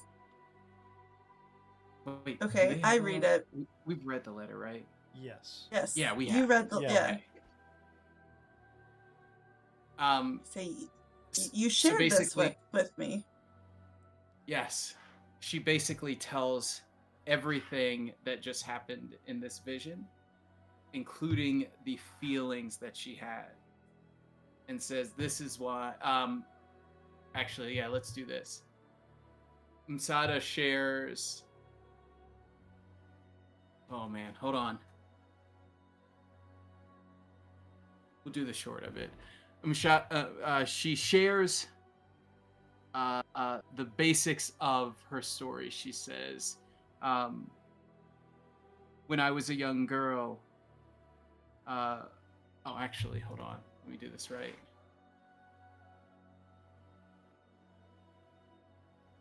Yeah. So I think we talked about part of her story. We talked about the first part, and everything was exploded. And then she says to Raya, "That's not the whole truth." She says, when my hut, my home exploded, I was the only one surviving. Or I was the only survivor. I was Well, that's left so sad.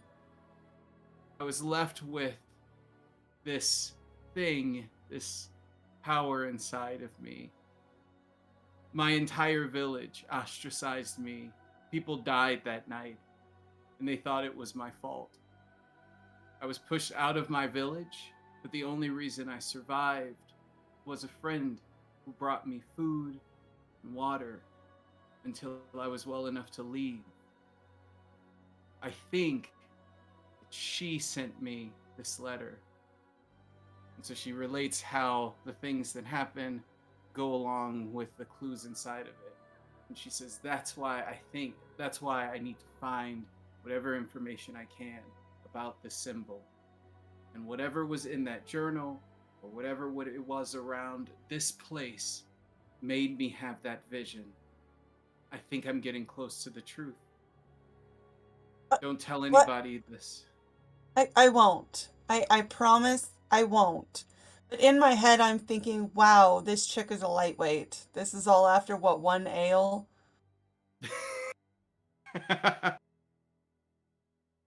I'm not really laughing because I would not have known that.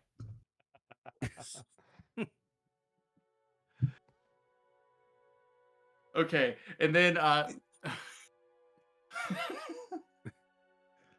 was there any okay, so Msada flips open the journal again, examines it. Is there anything in the journal that could have caused this?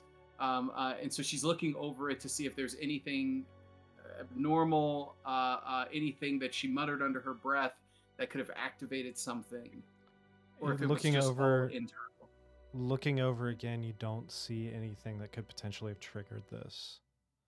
You just see more Okay. visions of the lens itself and questions about what it could be, questions about the civilization that could have created it, but nothing that seems to be the cause of this hallucination.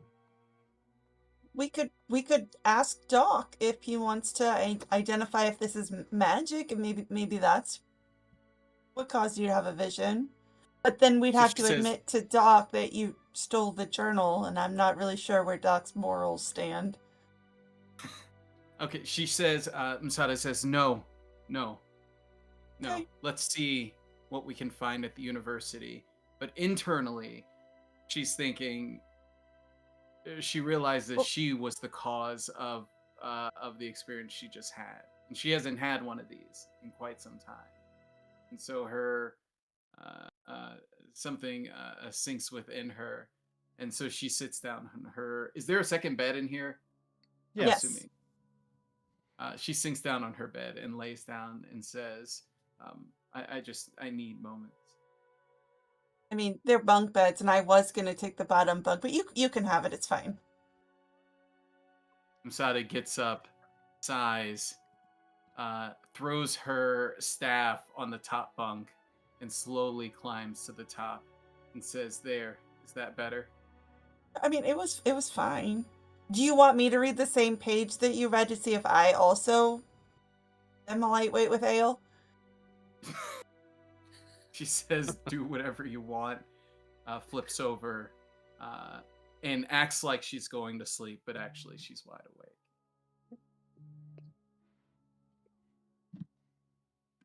I guess out of curiosity, I would also read the page since she said it was okay. Yeah. You read the page. Again, just questions, scrawling, terrible handwriting. A crude I'm not drawing. judging the handwriting. A crude drawing of the lens itself. Questions about. I thought you what it said was raccoon used for. drawing. Raccoon, yeah, no.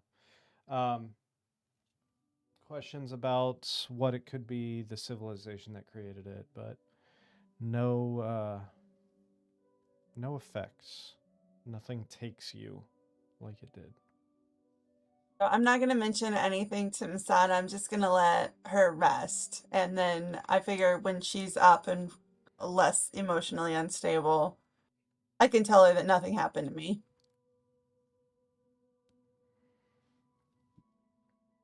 I just read that as like when she's not buzzed anymore. But she's had a chance to sober up, maybe got a meal in her, went to Waffle House, you know. Huge. This world has Waffle House? Every world has Waffle House. Yeah. And it's always open. It's spelled Haus though. That's region appropriate. It might be ye old too. Ye old Ye Waffle old House. Ye old Waffle House. Doc, what were you doing? You were going back for a nap, right? In the mesh, it's definitely IHOP. Denny's. I said that's what I was doing. I'm definitely just going to like either a private corner or something where I'm just continuing to add more to the world map, noting under Malseare, 1 Camel Town. And then, Officially 0 Camel Town. and then putting on the map is like, this is where the temple was. It's at that point Mm-hmm. where you are marking the temple. Your memory fades slightly. You remember back... Oh, it's Tuesday. As you are marking it, suddenly you're not sitting in the tavern anymore. You're standing. You're not standing. You're looking down. Below you stretches a vast stone chamber. Not ruined, not buried, but unfinished. A vision seems to repeat itself from before, its walls smooth and pale, etched with shallow grooves that twist and intersect like threads half pulled from fabric. Some lines glow faintly, others are dark, as if burned out long ago. This vision is slightly different this time. At the center of this chamber stands a loom. Not wood, not metal, something in between. Bone pale struts, filigreed arms tensioned with strands so light, so thin, they almost vanish when you try to focus on them. The strands vibrate, though no hand touches them. Around the loom are figures. They are robed, hooded, unmoving. You cannot see faces. Their silhouettes flicker, as though they are being remembered rather than witnessed. One of them turns, not fully, but just enough. And for an instant, you feel pressure behind your eyes, as if something is trying to align your thoughts gently, patiently. A voice speaks, not aloud, not in words. Instead, a concept is pressed into your mind. This was never meant to be hidden. The loom shudders. Several of its strands snap at once, not breaking but slipping loose, recoiling into the air like living things. Where they retract, the chamber fractures, stone splits into branching patterns that resemble cracked glass or veins. The figures do not react. They expected this. Suddenly, the lens in your memory, not in your hand, an idea, turns, refracts the scene. The chamber folds in on itself, collapsing into overlapping reflections. And in one reflection, very small, almost lost, a man at a desk, furiously writing. Ink smears his fingers. His notes are scattered, frantic. He looks older than you expected, more afraid. He looks up, and just for a heartbeat, he's looking directly at you. The pressure behind your eyes spike. The desert slams back into place. Sound rushes in. Heat returns. The wind resumes as if nothing happened.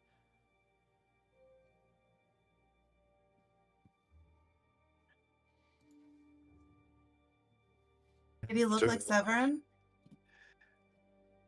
After all of that, I'm going to find a free piece of scroll paper and just start furiously scrawling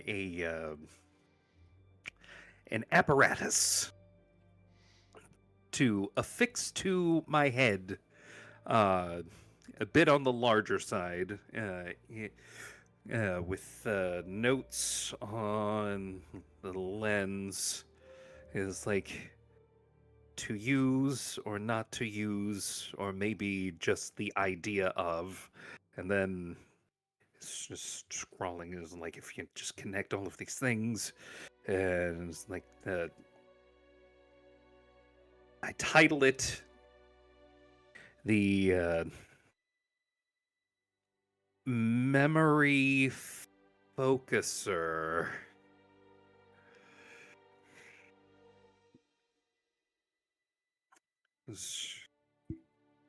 No. Or maybe.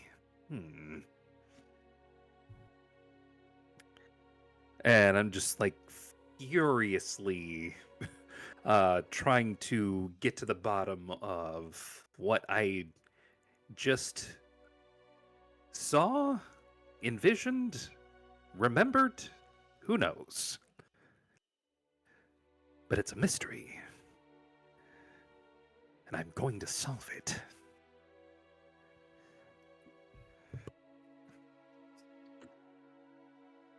Gal at the bar still. Gal's in his room. Zaloof, what are you doing?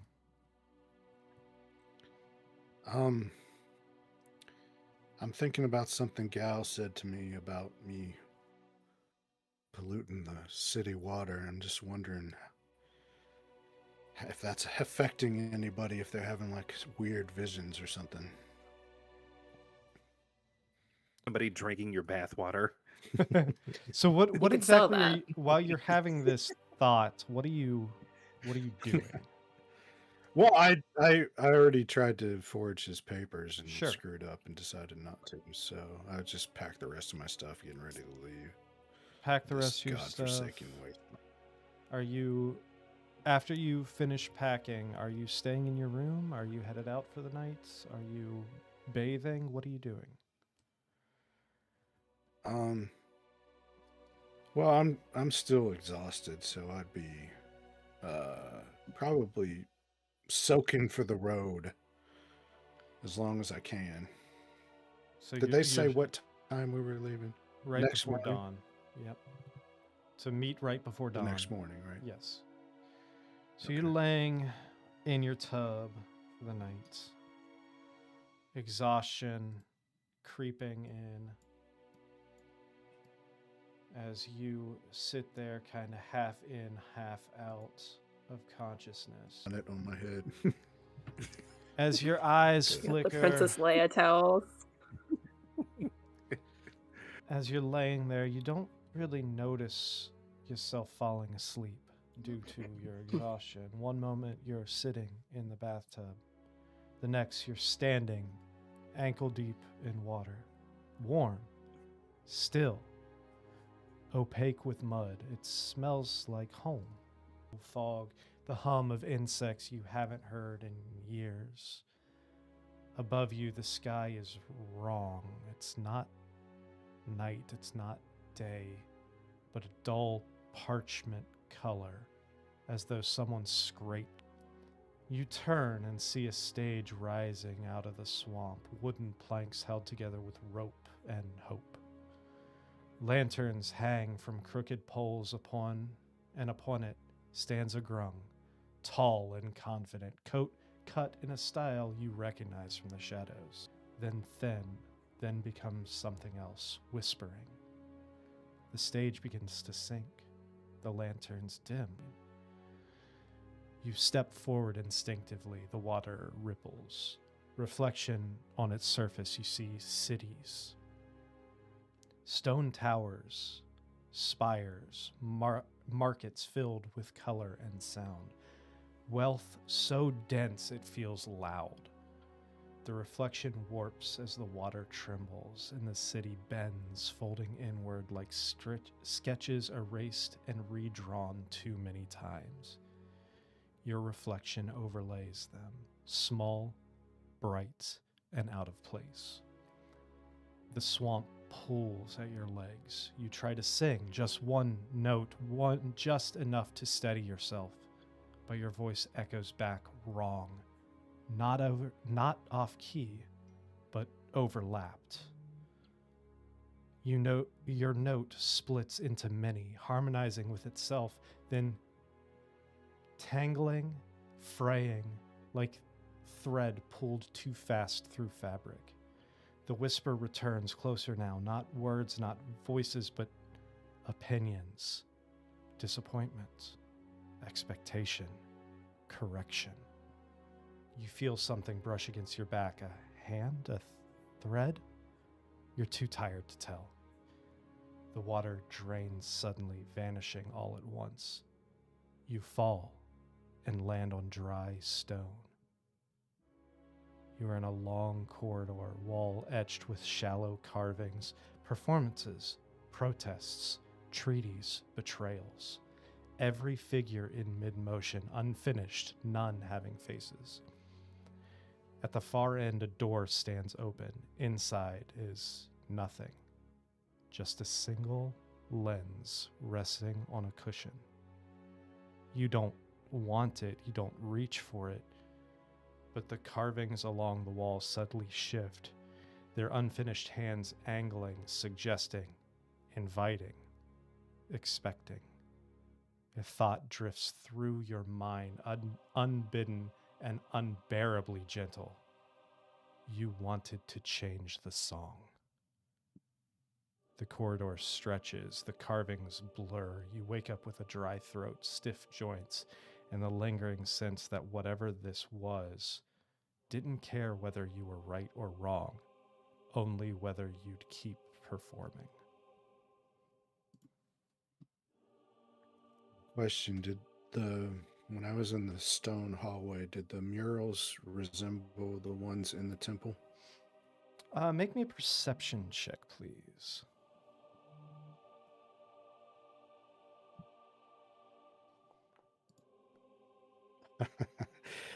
Three. Hard to tell. You weren't really that focused on it.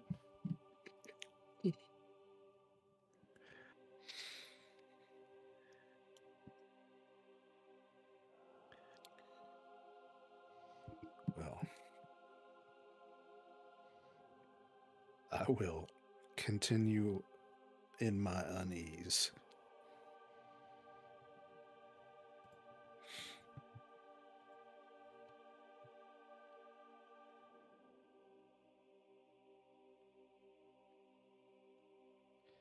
continue resting for the night? Or day, mostly? Well, I'll probably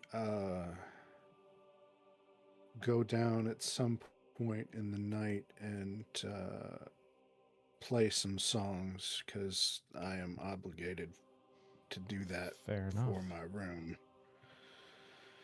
So I would. I mean, I'm exhausted, but I'm definitely willing because it's an escape, a way to shut the world out. Ironically, when I'm up there with everybody watching me. Fantastic. Assuming nothing unusual happens while Gal's in his room, Gal's gonna head down when he hears the music and kind of sit by himself off in a corner, silently enjoying it. All right. Helena, what are you doing? She's in her room, just kind of trying to prepare for the day, but mostly because she just needs to be alone. She's kind of thinking about how she's gotten herself into another group of people and how that really worries her. What are you doing physically? She's just kind of, honestly, just kind of busy at doing kind of busy work, like trying to straighten up bed sheets, trying to make sure she's left nothing behind. And as you are doing that, we're just going all out tonight. As you are straightening the bed sheets, you look down and the world seems to narrow. It doesn't fade so much as it focuses. Sounds become distant. The sound of Duluth playing in the seems to go farther and farther away, as if carried through thick walls. The heat of the desert dulls into something neutral, almost comfortable. You're standing in a familiar forest, not as it was, but as it wanted to be remembered. The trees are too straight, the light too clean. Every leaf catches the sun perfectly, unmoving in the air. There is no wind. Ahead of you is a clearing. You already know what's there. Minerva stands in its center, unwounded, unafraid. She's dressed in white, ceremonial, formal, flawless. She smiles when she sees you, the way she always did when she knew she'd done something right. You're late, she says, not accusing, just stating a fact. As you try to speak, no sound comes out. She tilts her head, studying you. There's curiosity there and something else. Expectation? Behind her, the forest shifts. The trees rearrange themselves into rows, into benches, into a chamber that is not a forest at all, but a hall of judgment. Eladrin figures sit in silence, faceless, robed, ageless. And at the center sits your mother. Fern does not look at you. She looks at Minerva. She was always more careful, she says calmly. You rushed.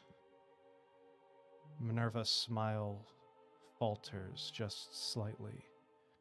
It's not true, Minerva says, glancing back at you for the first time. There's no accusation in her eyes, only confusion. I wasn't where I should have been. Your mother raises a hand. Silence falls instantly. Intent does not matter, Fern says. Outcome does. The hall leans inward. The benches tighten. The air thickens, heavy with certainty. Minerva steps closer to you now. She lowers her voice. I forgave you, she says. That hurts more than any accusation ever could. The Raven Queen's presence brushes the edge of the vision, not appearing, not intervening, simply observing, waiting to see which truth you choose to hold. Minerva reaches out. Her hand passes through your chest. You feel something unravel, not pain, not relief, just release. The hull fractures, the force collapse. Your mother's voice echoes once more, distant, brittle. She'll only do it again. Darkness rushes in, then you're back in your room. The heat returns, sounds resume, and your hands are steady.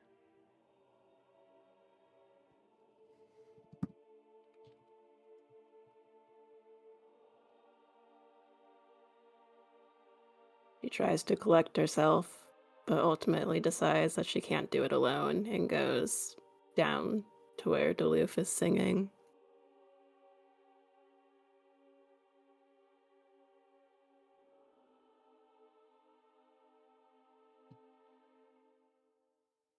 Raya, you mentioned working on an outfit for Duluth, correct? Yeah. After your conversation with Masada, and Masada lies to potentially sleep, potentially just meditate on her own vision, your hands go back to work on this outfit. Your hands know what to do before you do. Years of study, years of training, and as you continue to sew and cut and measure and pin, the world softens, not blurs, just loses its sharp edges. The sound pulls back, like the room settling after a door closes. You're sitting at a work table, but it's not Oren's shop. It's not anywhere you recognize. The table is long and pale, worn smooth by centuries of careful use. Before you lies a length of fabric, not cloth exactly, but something that behaves like it. It shimmers faintly, catching light that doesn't seem to come from any single direction. Your fingers itch. You pick up a needle. It fits your hand perfectly. The thread is already threaded. You don't remember doing it. You make a stitch. The moment the needle presses through, you feel a gentle resistance, like sewing through something with memory. The fabric hums softly, not audibly, but in your chest. With each stitch, something settles. A crooked seam straightens, a loose edge draws taut, a tear closes. Not a race, just finished. You glance up. Across the table sits Oren. He looks younger than the last time you saw him, less tired. He watches your hands, not your face. Patience, he says, as he always did. Not as instruction, as acknowledgement. You want to ask him where he's been. You want to tell him you did your best, but your hands keep moving. As the fabric grows, shapes appear within it, patterns emerging naturally, as if the cloth itself knows what it wants to become. Some designs are elegant, others are strange. A few make your head ache if you look at them too long. You realize dimly that some of the stitches are not yours. They're older, cruder in place, overly precise in others. You don't remove them, you work around them. The fabric pulls slightly towards you, like it wants your attention more than the rest of the table. The needle hesitates in your fingers just for a moment. A thought surfaces, not in words, but in certainty. You could make this better. Not louder, not stronger, cleaner. In the far corners of the room, barely visible, the fabric frays. Threads drift loose, unraveling into nothing. You don't feel alarmed, only mildly concerned, like noticing a stain that will need attention later. Oren finally looks up to you. There's pride there, and something like apology. You always were good at this, he said softly. The room dims, the table fades, your hands stop moving. You're back where you are, the fabric transitioning into the outfit you were creating for Duluth. Your fingers ache faintly as though you've been working for hours. A single loose thread, one that wasn't there before, rests across your knuckles. And as you blink, it disappears. I'm just gonna smile and think thought is a thread and memory is its loom and go back to work.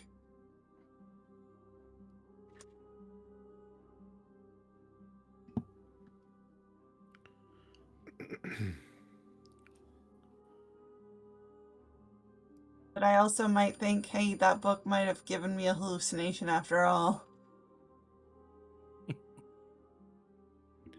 Wash your thoughts. Wash your thoughts. I might have to watch the book. Get a proper brainwashing. That's a t-shirt. Wash your thoughts. Gal, as you're sitting there listening to Duluth, as his songs continue for the evening, suddenly the world goes, actually not suddenly, but the world goes quiet respectfully. The wind fades, the sounds follow, as if the world itself is holding its breath. You feel a familiar stillness, the same calm you find among the graves. For a moment, you think nothing has happened. Then you realize you're kneeling. Before you stretches a field of stone markers, not graves, but just markers. They are uniform, simple slabs of dark stone arranged in precise rows, each carved with a single symbol. A shallow spiral intersected by fine lines, like something halfway between a knot and an eye. No names, no dates. The sky above is overcast, heavy and low, but there are no storms, just pressure. As you rise and move between the markers, you feel a pull in your chest, not pain, not fear, but recognition. With every step, faint impressions brush your thoughts. A soldier kneeling in prayer before battle, a mother whispering a name as she dies, a hand tightening around a blade convinced it is necessary. None of the faces remain, only the feelings. At the center of the field stands a mausoleum, its door slightly ajar. From within comes a dim gray light, the color of ash, of old bone, and of twilight. You don't want to go inside, but your feet carry you in anyway. Inside, the air is cool and still. The walls are carved with the scenes of lives ending, not violently, not peacefully, inevitably. Each carving stops just before the final moment, frozen in suspense. At the center lies a stone bier. Upon it rests a figure wrapped in burial cloth. The cloth stirs. Your amulet grows warm against your chest. The date carved into the scale burns, not visibly, but in your mind. Numbers you know without remembering how. The figure does not rise, it only speaks. The voice is layered, many tones overlapping, but none of them loud. You were spared. The burial cloth tightens as if something beneath it has shifted. Not chosen, not forgiven, spared. The words echo. A faint glow traces the infernal tattoos along your skin, not red, not hellish, but a muted silver gray, like moonlight on scars. For a fleeting instant, you feel something behind your shoulders. Not wings, absence. Like muscles that were once there, then sealed away. The voice speaks once more, softer now. The dead keep better vows than the living. The mausoleum cracks, not collapsing, just opening. Fractures spreading like veins through stone. Light spills in, washing the carvings away. The field dissolves as sound returns. Heat presses back in. You are sitting at the bar where you were before. Your amulet is cool to the touch. The tattoos are unchanged. Is this reminiscent of anything that I've experienced before? More intense, I would say.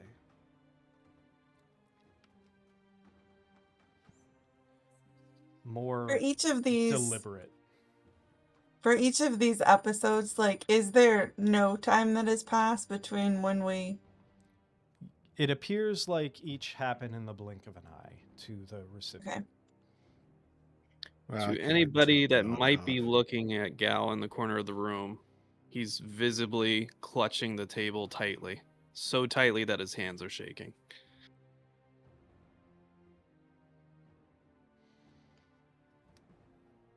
I'm just looking Moore, at him glad from you like made it, even 3 if it is feet late. away. Just What did hand you- to the left. Duluth, you said something. I just said that I nodded off for mine, so.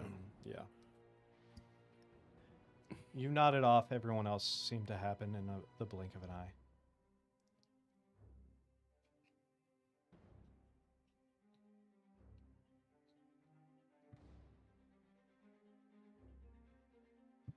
So, are we all watching the Duluth and Doof show?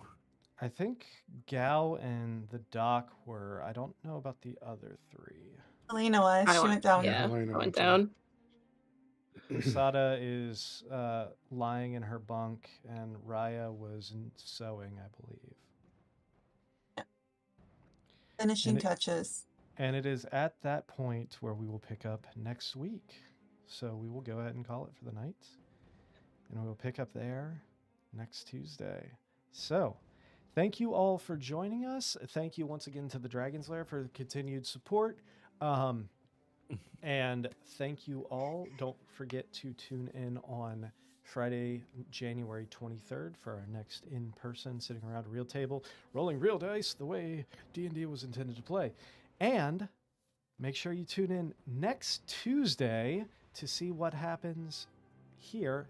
So that's next Tuesday, 7:30 Eastern Time at twitch.tv/thosenatural1s and youtube.com/@thosenatural1s. Won't roll.